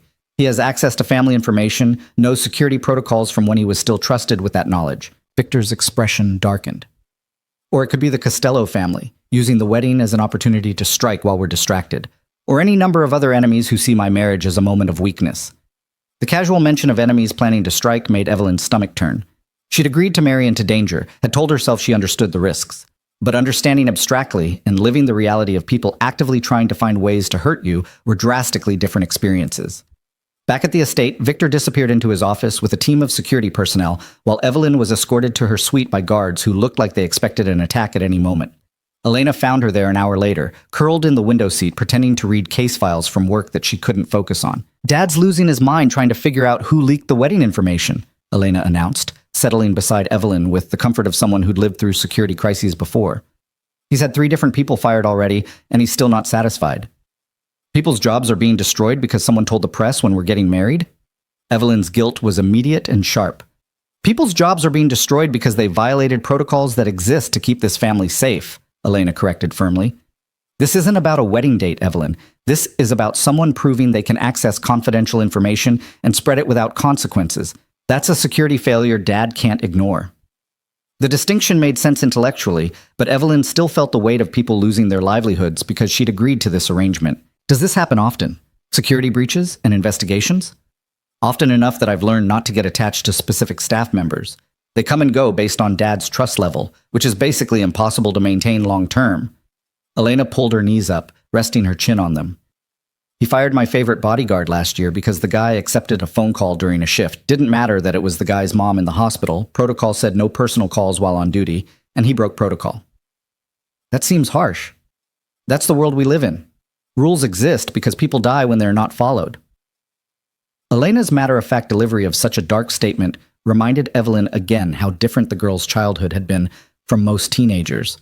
"You're going to have to get comfortable with Dad making decisions that seem cruel, but are actually just practical survival strategies." Before Evelyn could respond, shouting erupted from somewhere on the ground floor, male voices raised in anger, the crash of something breaking. Both women were on their feet instantly, moving toward the commotion with the same magnetic pull that drew witnesses to car accidents. The foyer was a war zone. Noah stood in the center, held back by 4 security guards who looked like they were considering just knocking him unconscious and being done with it. His face was flushed with alcohol and rage, his expensive clothes rumpled like he'd slept in them. And standing in front of him, perfectly calm despite the chaos, was Victor. "You can't keep me out of my own father's house!" Noah's voice cracked with something that might have been genuine anguish beneath the fury. "I grew up here. This is my home." "This ceased being your home when you compromised family security by giving estate access codes to your girlfriend who works for our enemies." Victor's voice was Arctic calm, the kind of quiet that preceded violence. "You've been tolerated because you're my son. But tolerance has limits, Noah. You've reached them. This is about Evelyn, about you stealing her from me to teach me some sick lesson." Noah lunged against the guard's hold, making them tighten their grip. "You don't even want her. You're just using her to punish me." "I want her more than you ever did." Victor's statement was simple, devastating in its directness. "I want her safe, respected, treated like she matters. You wanted her convenient and quiet and willing to ignore your flaws. There's a difference." The words hit Noah like physical blows. His expression crumpled, rage giving way to something rawer, more desperate. His eyes found Evelyn on the stairs, and the naked pain in them made her chest constrict despite everything. "Evie, please, tell him you don't want this. Tell him you're being coerced." Noah's voice dropped to something close to begging. I know I hurt you. I know I was an idiot. But this? Marrying my father? This is insane. Evelyn descended the stairs slowly, aware of Elena beside her, of Victor's security team poised for violence, of the moment balanced on a knife's edge between tragedy and farce. She stopped a safe distance from Noah, close enough to see the broken blood vessels in his eyes from too much drinking, the tremor in his hands that suggested he was barely holding himself together. I'm not being coerced, Noah. I'm making a choice. Maybe not the choice you'd prefer, but it's mine to make. Evelyn kept her voice level, compassionate but firm. What you did hurt me. What you did with Jessica while I was working late trying to help people who'd been trafficked, raped, destroyed by men who saw them as objects to be used, that hurt me in ways I'm still processing. But this isn't about hurting you back. This is about choosing something different for my life. By marrying a killer? A criminal? Noah's laugh was broken glass. You work with victims, and you're going to share a bed with someone who creates them? I work with victims created by people like Jessica's employers, people who traffic in human misery for profit. Your father has never touched that particular evil. Evelyn felt Victor's eyes on her but didn't look away from Noah. Is he perfect? No. Is he honest about what he is? Yes, that's more than I can say for you. The truth of it seemed to deflate Noah completely. His shoulders sagged, the fight draining out of him like water from a broken container. I loved you, he whispered. I really did love you. Maybe you did, in your way, but it wasn't enough. And now it's too late. Evelyn stepped back, creating final distance. You need to let me go, Noah, for both our sakes. Victor moved then, positioning himself subtly between Evelyn and his son. Not aggressive, just definitively protective. You've said your piece. Now you need to leave. Security will escort you home. If you return to this estate again without explicit invitation, you'll be treated as a hostile intruder. Those are consequences you don't want to face. Noah looked between them, his father's implacable calm, Evelyn's sad certainty, and seemed to finally understand that nothing he said or did would change the trajectory of what was happening. The guards began moving him toward the door, and this time he didn't fight them. At the threshold, he turned back one last time. When this all falls apart, when you realize what he really is and what you've become by being with him, don't expect me to pick up the pieces. Then he was gone, removed from the estate with the efficiency of well-trained security removing any other threat. Silence settled over the foyer like ash after an explosion. Evelyn realized she was shaking, adrenaline flooding her system now that the confrontation was over. That was intense, Elena said quietly. But you handled it perfectly. Firm without being cruel, honest without being brutal. Dad, you raised your son to be an idiot, but you're marrying someone with actual emotional intelligence. Victor shot his daughter a look that suggested she should probably stop talking, but Elena just grinned and disappeared back upstairs, leaving Evelyn and Victor standing in the foyer, surrounded by guards who were trying very hard to pretend they hadn't just witnessed the family's dirty laundry on full display. Are you okay? Victor asked, and the genuine concern in his voice almost undid Evelyn's composure completely. I don't know. Ask me tomorrow when I'm not riding an adrenaline high from confronting my ex-boyfriend in my future husband's mansion while armed guards kept him from possibly attacking me. Evelyn's laugh was slightly hysterical. This is my life now. This is actually my life. It doesn't have to be. Victor moved closer, his voice dropping to something meant only for her. You can still walk away. This confrontation, the media circus, the security breaches, they'll only get worse. If you want out, now is the time. Evelyn looked up at him, this man who'd offered her revenge and protection and a life so different from what she'd known that it might as well be on another planet. She thought about Noah's broken expression, about Jessica's calculated betrayal, about a lifetime of being good and careful and still ending up hurt. I'm not walking away, she said firmly. I'm seeing this through. Even though it's dangerous, even though my son just made it clear he thinks you're making a terrible mistake, especially because of that. Evelyn felt certainty settling into her bones, solid and unshakable. Noah's right about one thing. I am changing. I'm becoming someone I don't fully recognize yet, but I'd rather become this version of myself with my eyes open than go back to being the person who got hurt and pretended it didn't matter.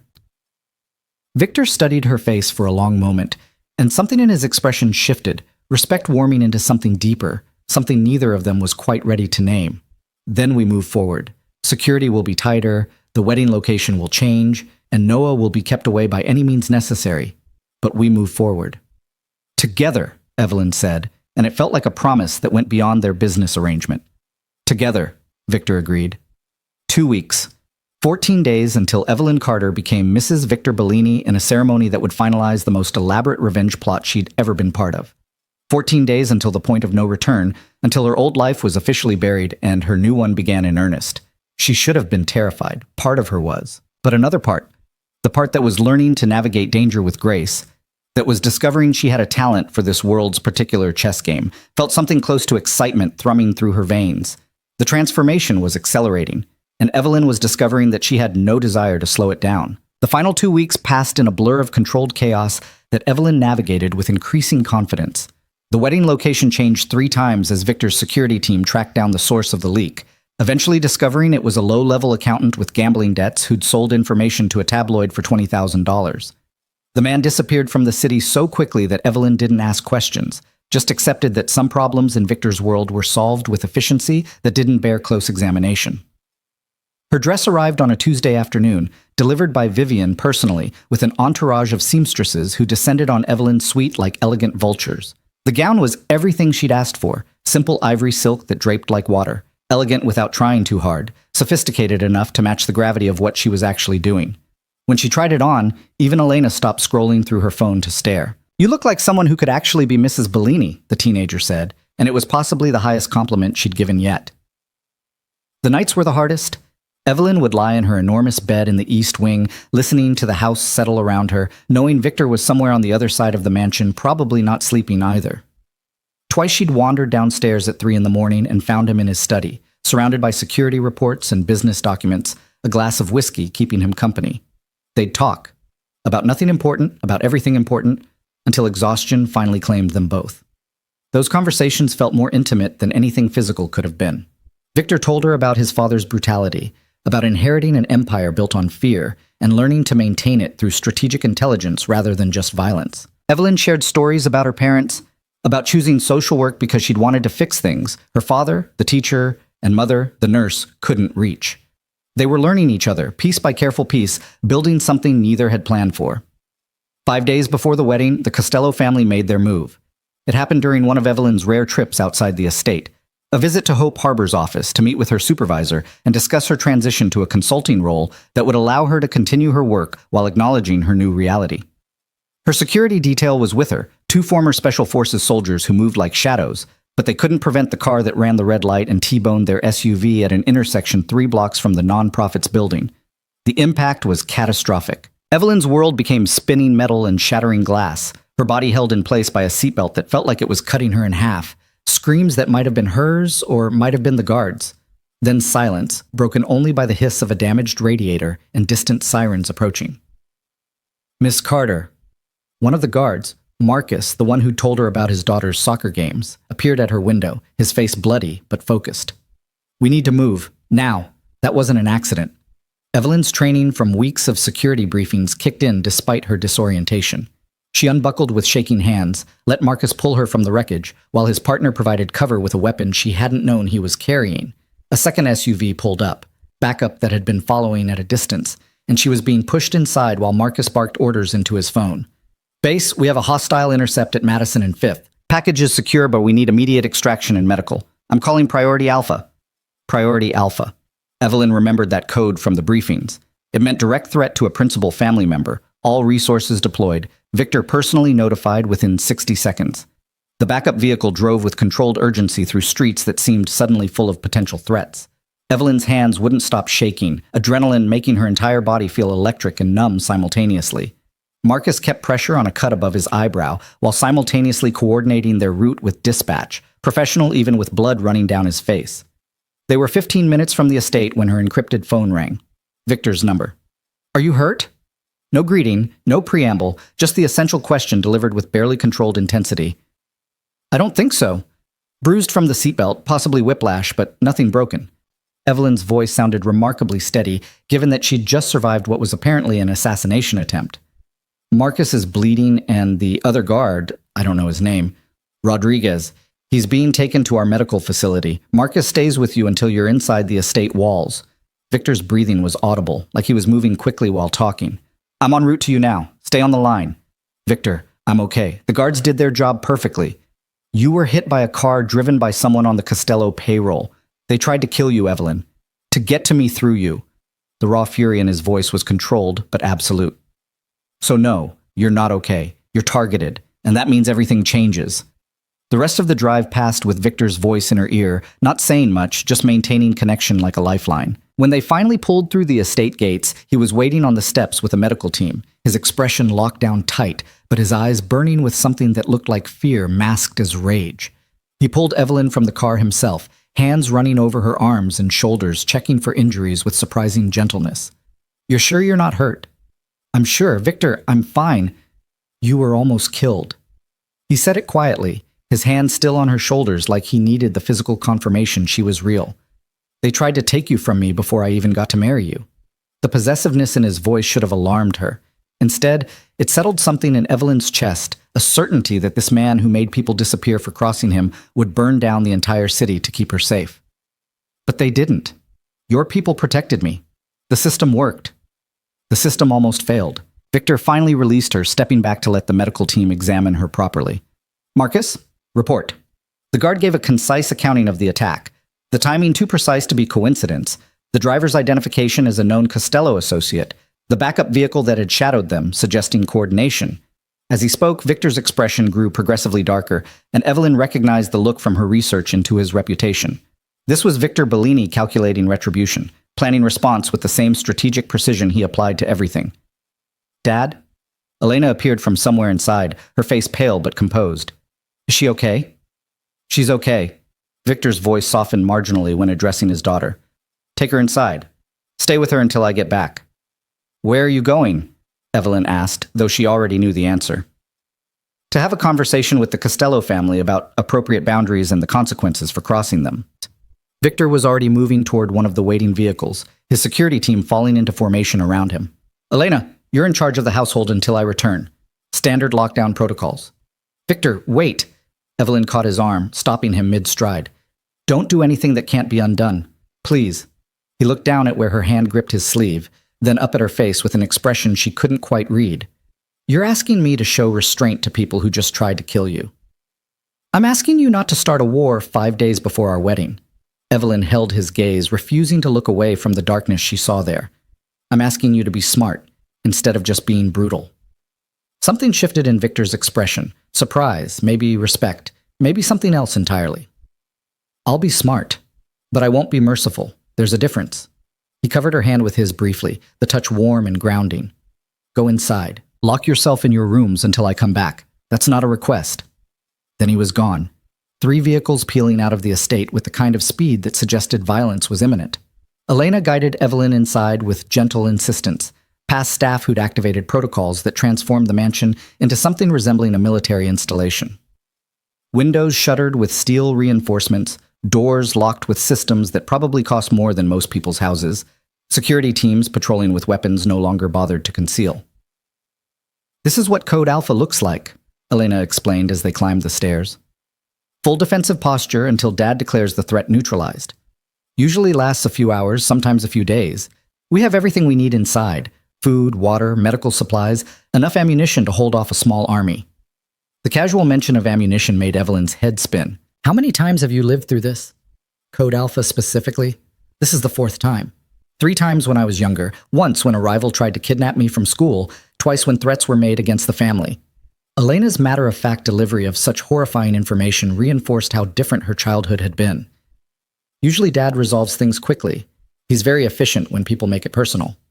In Evelyn's suite, Elena raided the mini-fridge that had been stocked with expensive water and snacks, settling into the window seat like they were having a normal afternoon chat instead of locked in during a security crisis.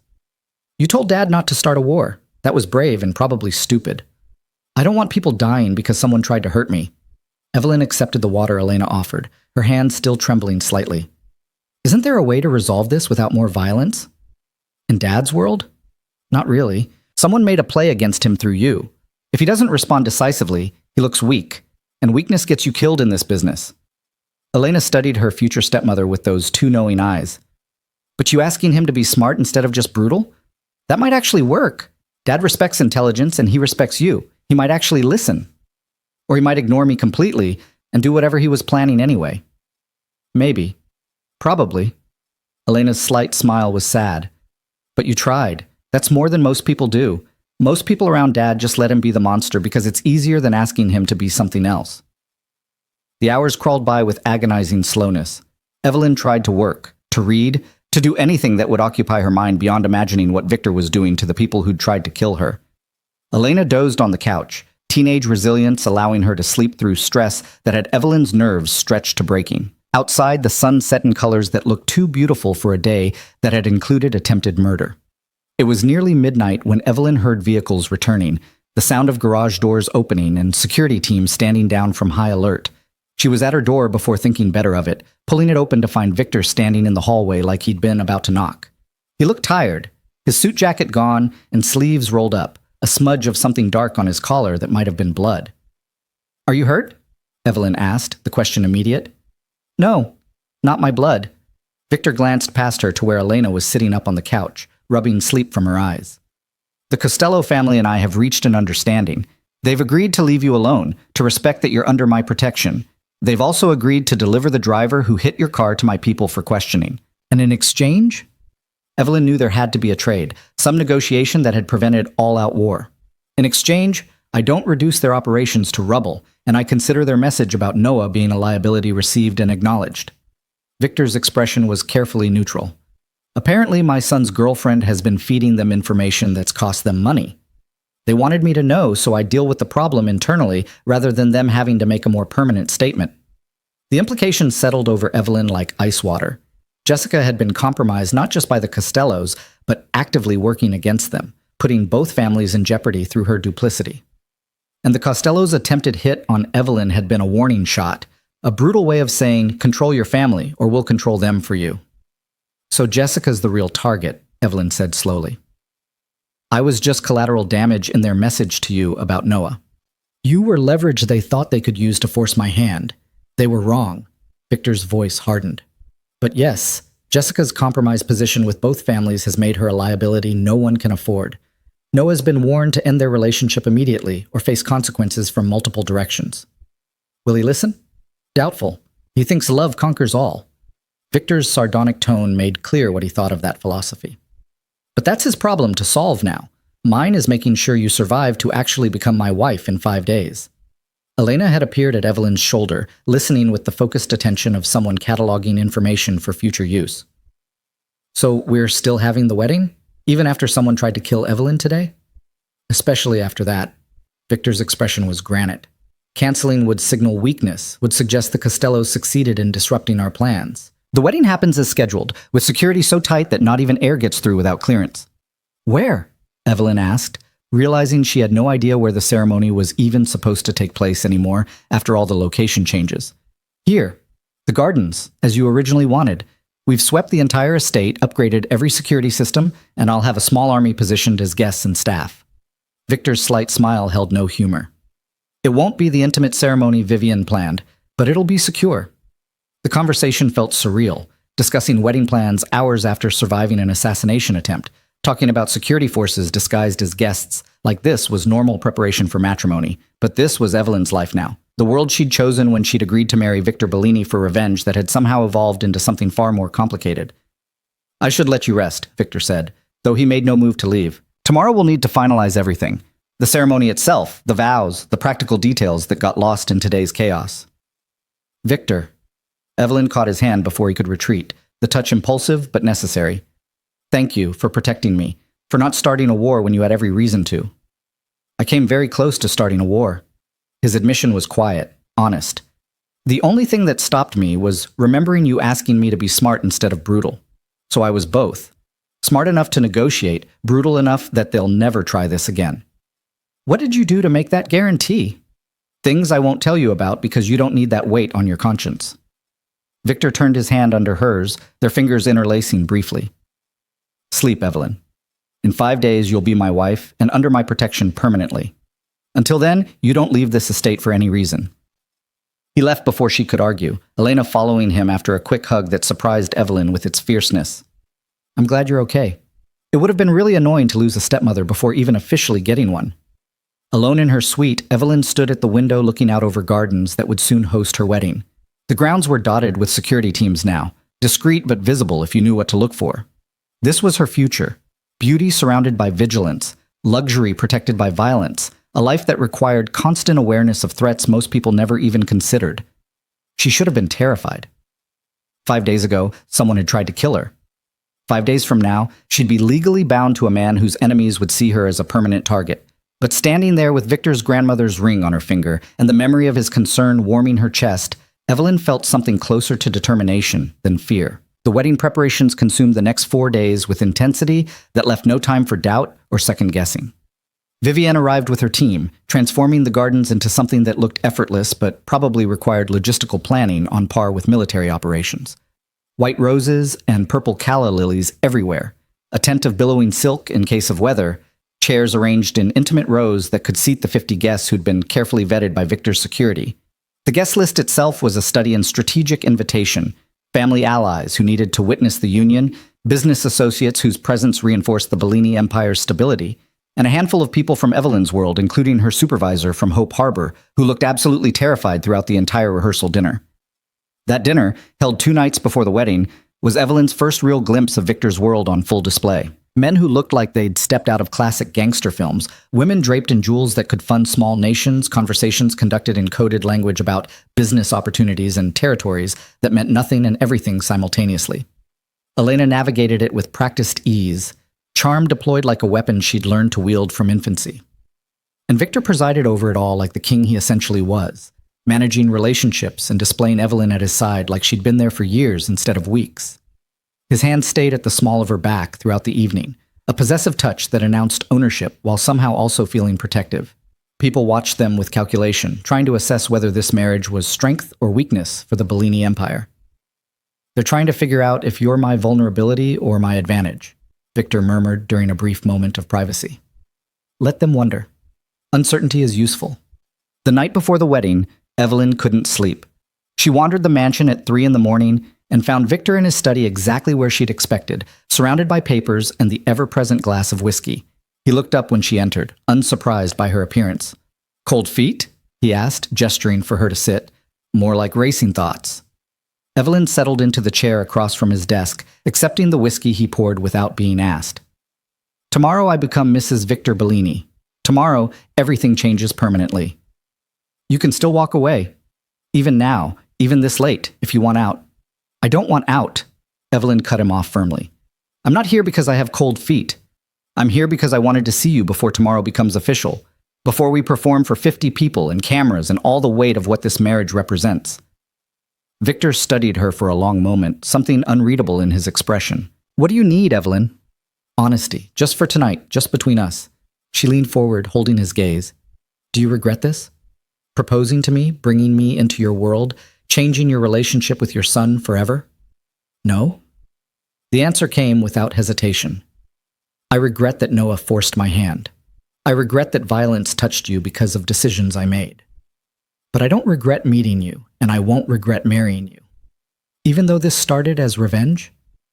Especially because it started as revenge. That gave us both permission to be honest about what we wanted without pretending to emotions we weren't feeling." Victor set down his glass, his full attention on her. "But I'll tell you something I haven't said before. What started as revenge has become something else for me. I respect you. I'm attracted to you. I find myself wanting to protect you, not because you're a strategic asset, but because the thought of you being hurt makes me capable of starting wars I'd normally avoid." The confession hung in the air between them, raw and honest in a way their carefully managed public relationship never was. Evelyn felt her heart hammering, the whiskey and late hour and proximity to this man who'd become so central to her life, all combining into something that felt dangerous and necessary. "I'm afraid," she admitted. "Not of you. Not anymore. But of how much this has all changed me, how easily I've adapted to your world. A month ago, I was someone who believed in simple goodness and straightforward morality. Now I'm marrying a criminal and sleeping soundly in a mansion protected by armed guards. What does that make me? Human. Complicated. Honest about the darkness that exists in everyone if circumstances push hard enough." Victor stood, moving around the desk to lean against it directly in front of her. "You haven't become a monster, Evelyn. You've just stopped pretending the world is simpler than it actually is. Is that what you tell yourself? That you're just being honest about human nature?" "I tell myself that I protect what's mine, That I honor my agreements and that I've created something stable in an inherently unstable world. Victor's voice was quiet but certain. You can judge that however you want. But tomorrow, when you become my wife, you become part of that stability, part of what I protect. Evelyn stood, closing the small distance between them until they were close enough that she could feel his warmth, smell his cologne that had become familiar over weeks of proximity. And what do I get in return? Besides protection and power and all the practical benefits we negotiated? What do you want? Victor asked, and the question felt weighted with possibilities neither of them had been brave enough to voice until now. Instead of answering with words, Evelyn leaned up and kissed him. It was impulsive and possibly stupid, and definitely complicated, but his lips were warm against hers, and when his hands came up to frame her face, the touch was gentle in a way that contrasted sharply with his reputation for brutality. The kiss deepened slowly, carefully, like they were both aware this crossed some invisible line, but neither wanted to stop. When they finally broke apart, Victor's expression was unguarded in a way Evelyn had never seen. That's dangerous. Everything about this is dangerous. At least this is dangerous in a way that feels honest. Evelyn stepped back, creating space before they could complicate things further. Tomorrow we get married. After that, whatever this becomes, we figure it out together. Together, Victor agreed, the word carrying the weight of promise. Evelyn left before she could do something even more reckless, climbing the stairs to her suite with the taste of him still on her lips, and the certainty that tomorrow would change everything in ways she was only beginning to understand. The wedding day dawned clear and perfect, like someone had ordered the weather specifically to match the occasion. Evelyn woke to find her suite filled with people, hairstylists, makeup artists, Vivian coordinating everything with military precision, and Elena watching it all with amused detachment while eating pastries that probably cost more than regular people's weekly groceries. You look terrified, Elena observed cheerfully. That's normal, right? Isn't that what brides are supposed to feel? I think brides are usually nervous about committing their lives to someone, not about whether their groom's enemies will attack during the ceremony. But Evelyn smiled despite the nerves jangling through her system. How do I look? Like someone who could absolutely be Mrs. Bellini. Sophisticated, powerful, slightly dangerous. Elena's approval was clear. Dad's gonna lose his mind when he sees you. The dress fit perfectly after a week of final alterations, the ivory silk draping in elegant lines that made Evelyn look taller, older, like someone who belonged in the world she was entering. The makeup was subtle but transformative, highlighting features she'd never paid much attention to. Her hair was styled in soft waves that looked effortless but had required an hour of work. When Vivian finally declared her ready, Evelyn barely recognized her own reflection. The woman in the mirror looked confident, composed, like she'd been born to wear designer gowns and marry powerful men. The transformation was complete in ways that went beyond just physical appearance. The ceremony was scheduled for 4 p.m, golden hour lighting that would photograph beautifully and provide enough time for security to do final sweeps. As the hour approached, Evelyn stood at the window of her suite looking down at gardens that had been transformed into something magical, flowers and silk, and chairs filled with guests who represented the full spectrum of Victor's complex world. A knock came at precisely 3:30. Elena answered it, then turned back with a strange expression. Noah's here. He's asking to speak with you before the ceremony. Every alarm bell in Evelyn's head started ringing.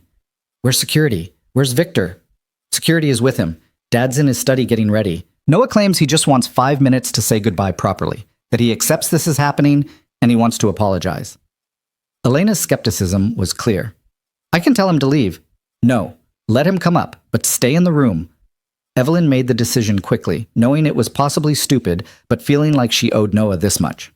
One final conversation before they crossed into being family in the most twisted way imaginable.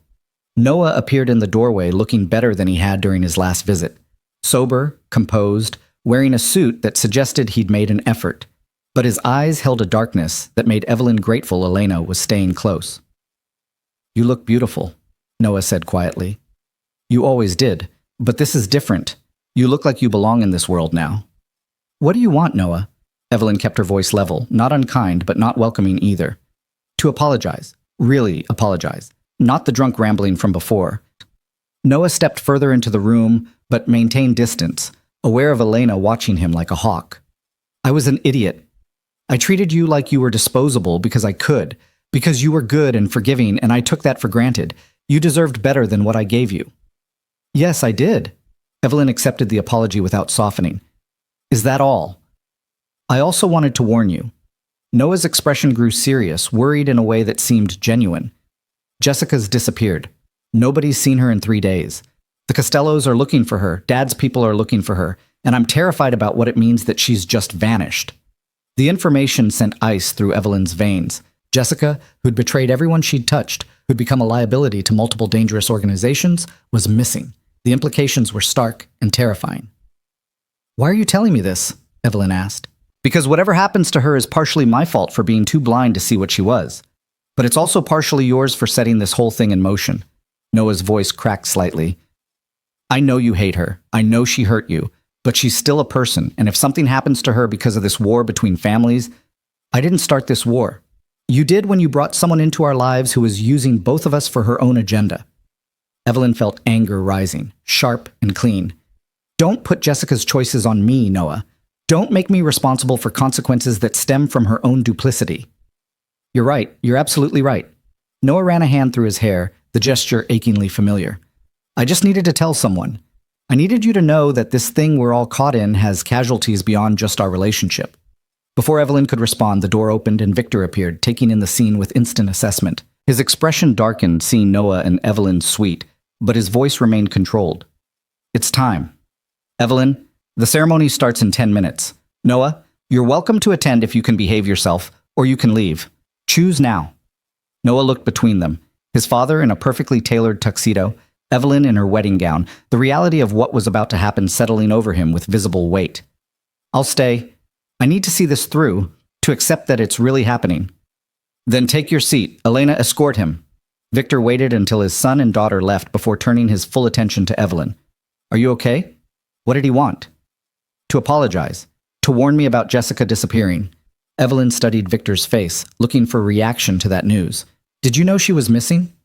"I know where she is. She's being held by the Costellos until they decide what to do with her." Victor's voice was matter of fact. "That's not your concern right now. Right now, your only concern is walking down those stairs and marrying me in front of 50 witnesses who will spread the word that this union is legitimate and permanent." "And after? After the ceremony and the reception and all the performance?"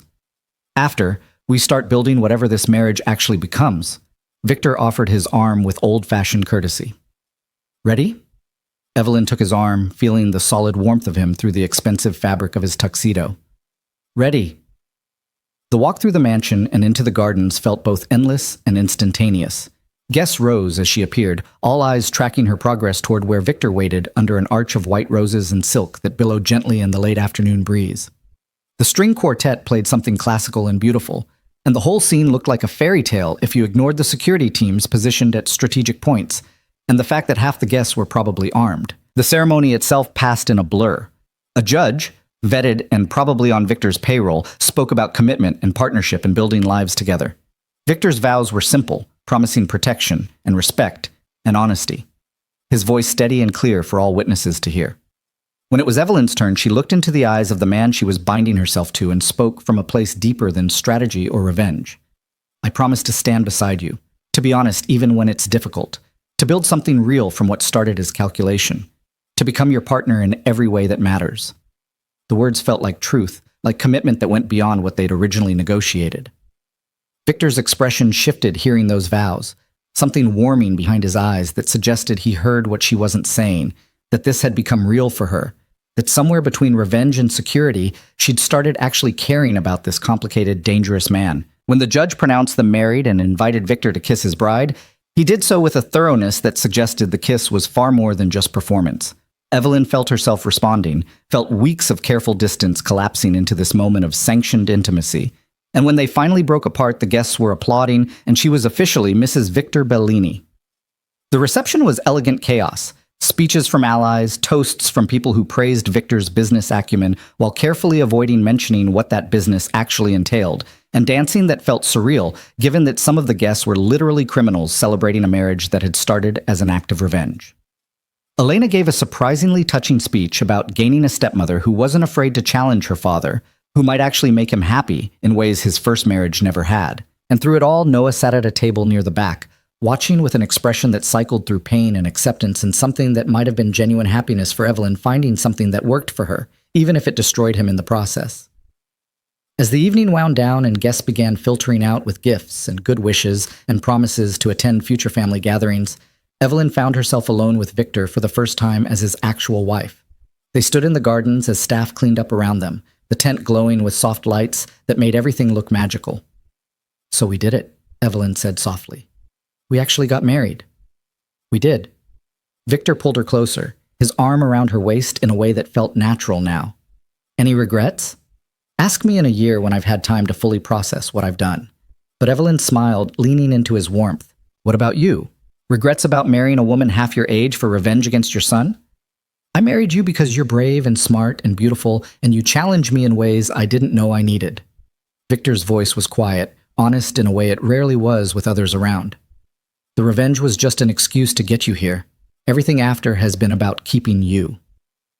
The confession settled over Evelyn like a physical touch, warm and weighty. She tilted her face up, kissing him with the freedom of someone who didn't need to justify or explain or apologize for wanting this dangerous man who'd become her husband. "Take me inside," she murmured against his lips. "Show me what being Mrs. Bellini actually means." Victor's smile was sharp and promising. "With pleasure."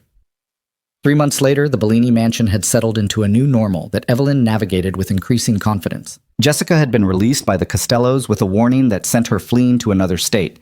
Her relationship with Noah dissolved and her reputation in ruins. Noah himself had pulled back from family business, taken an apartment across the city, and was reportedly seeing a therapist to process his complicated feelings about his father marrying his ex-girlfriend. Elena visited every few weeks, splitting time between California and the estate, and had started calling Evelyn by name instead of carefully avoiding any title that acknowledged their relationship. The teenager was thriving with a stepmother who actually engaged with her, who asked hard questions and gave honest answers and didn't try to replace her actual mother. Evelyn's work at Hope Harbor expanded exponentially with proper funding and political connections that came from being married to Victor Bellini. She helped more trafficking victims in 3 months than she'd been able to reach in 3 years before. And if the money came from morally questionable sources, she'd learned to accept that good could come from complicated places. And her marriage, the arrangement that had started as revenge and evolved into something neither of them had planned for, had become real in ways that surprised them both. They'd moved from separate wings to shared rooms, from careful distance to genuine partnership, from strategic alliance to something that looked remarkably like love, even if neither of them was quite ready to name it that.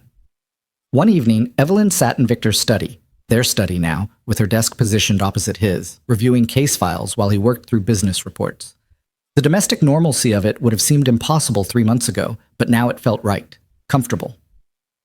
"I got a message from Noah today," Victor said without looking up from his papers. "He's dating someone new, a lawyer who apparently has no connections to organized crime and actually challenges him to be better. He wanted us to know he's moving on." "Good for him." Evelyn meant it genuinely. "He deserves to find someone who fits his world better than I ever did." "You fit this world perfectly now." Victor finally looked up, his expression warm with pride and something deeper. "You've become exactly what I knew you could be. Powerful without losing your compassion, strong without becoming cruel. Mrs. Bellini suits you." "It does, doesn't it?"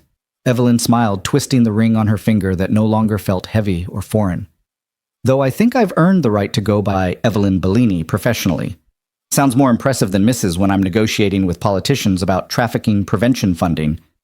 "Evelyn Bellini." Victor tested the name, his smile growing. "I like it. Sounds like someone who gets things done." Later that night, wrapped in sheets that cost more than her old apartment's monthly rent, Evelyn reflected on the transformation that had brought her here. From heartbreak in Noah's bedroom to partnership in Victor's, from victim to survivor to something more complex than either category could contain. She'd sought revenge and found purpose. She'd married for strategy and discovered genuine connection. She'd entered a world built on violence and learned to navigate it without losing herself completely. The future stretched ahead, uncertain and dangerous and nothing like what she'd planned. But lying beside a man who'd become far more than just her husband in name, Evelyn felt something close to contentment settling into her bones. She'd stopped being the person things happened to and become someone who made things happen instead. And that transformation, painful and complicated and absolutely necessary, had been worth every risk. "What are you thinking about?" Victor asked, his voice rough with approaching sleep. "That I'm exactly where I'm supposed to be." Evelyn turned to face him in the darkness. "That what started as the worst day of my life led to the best decision I've ever made." "Marrying me?" His tone was amused, affectionate. Choosing myself, choosing power, choosing to stop being afraid of who I might become and just becoming her anyway. Evelyn kissed him softly. You were just the catalyst. The transformation was all mine. Then I'm honored to have witnessed it. Victor pulled her closer, his arms a fortress she no longer needed but chose to remain within. Welcome home, Mrs. Bellini. Welcome to the life you built from the ashes of the one that burned down. Evelyn closed her eyes, listening to his heartbeat steady and strong beneath her ear, and smiled into the darkness. She was home. Not the home she'd imagined, but the one she'd earned through courage and calculation and the willingness to become dangerous when necessary.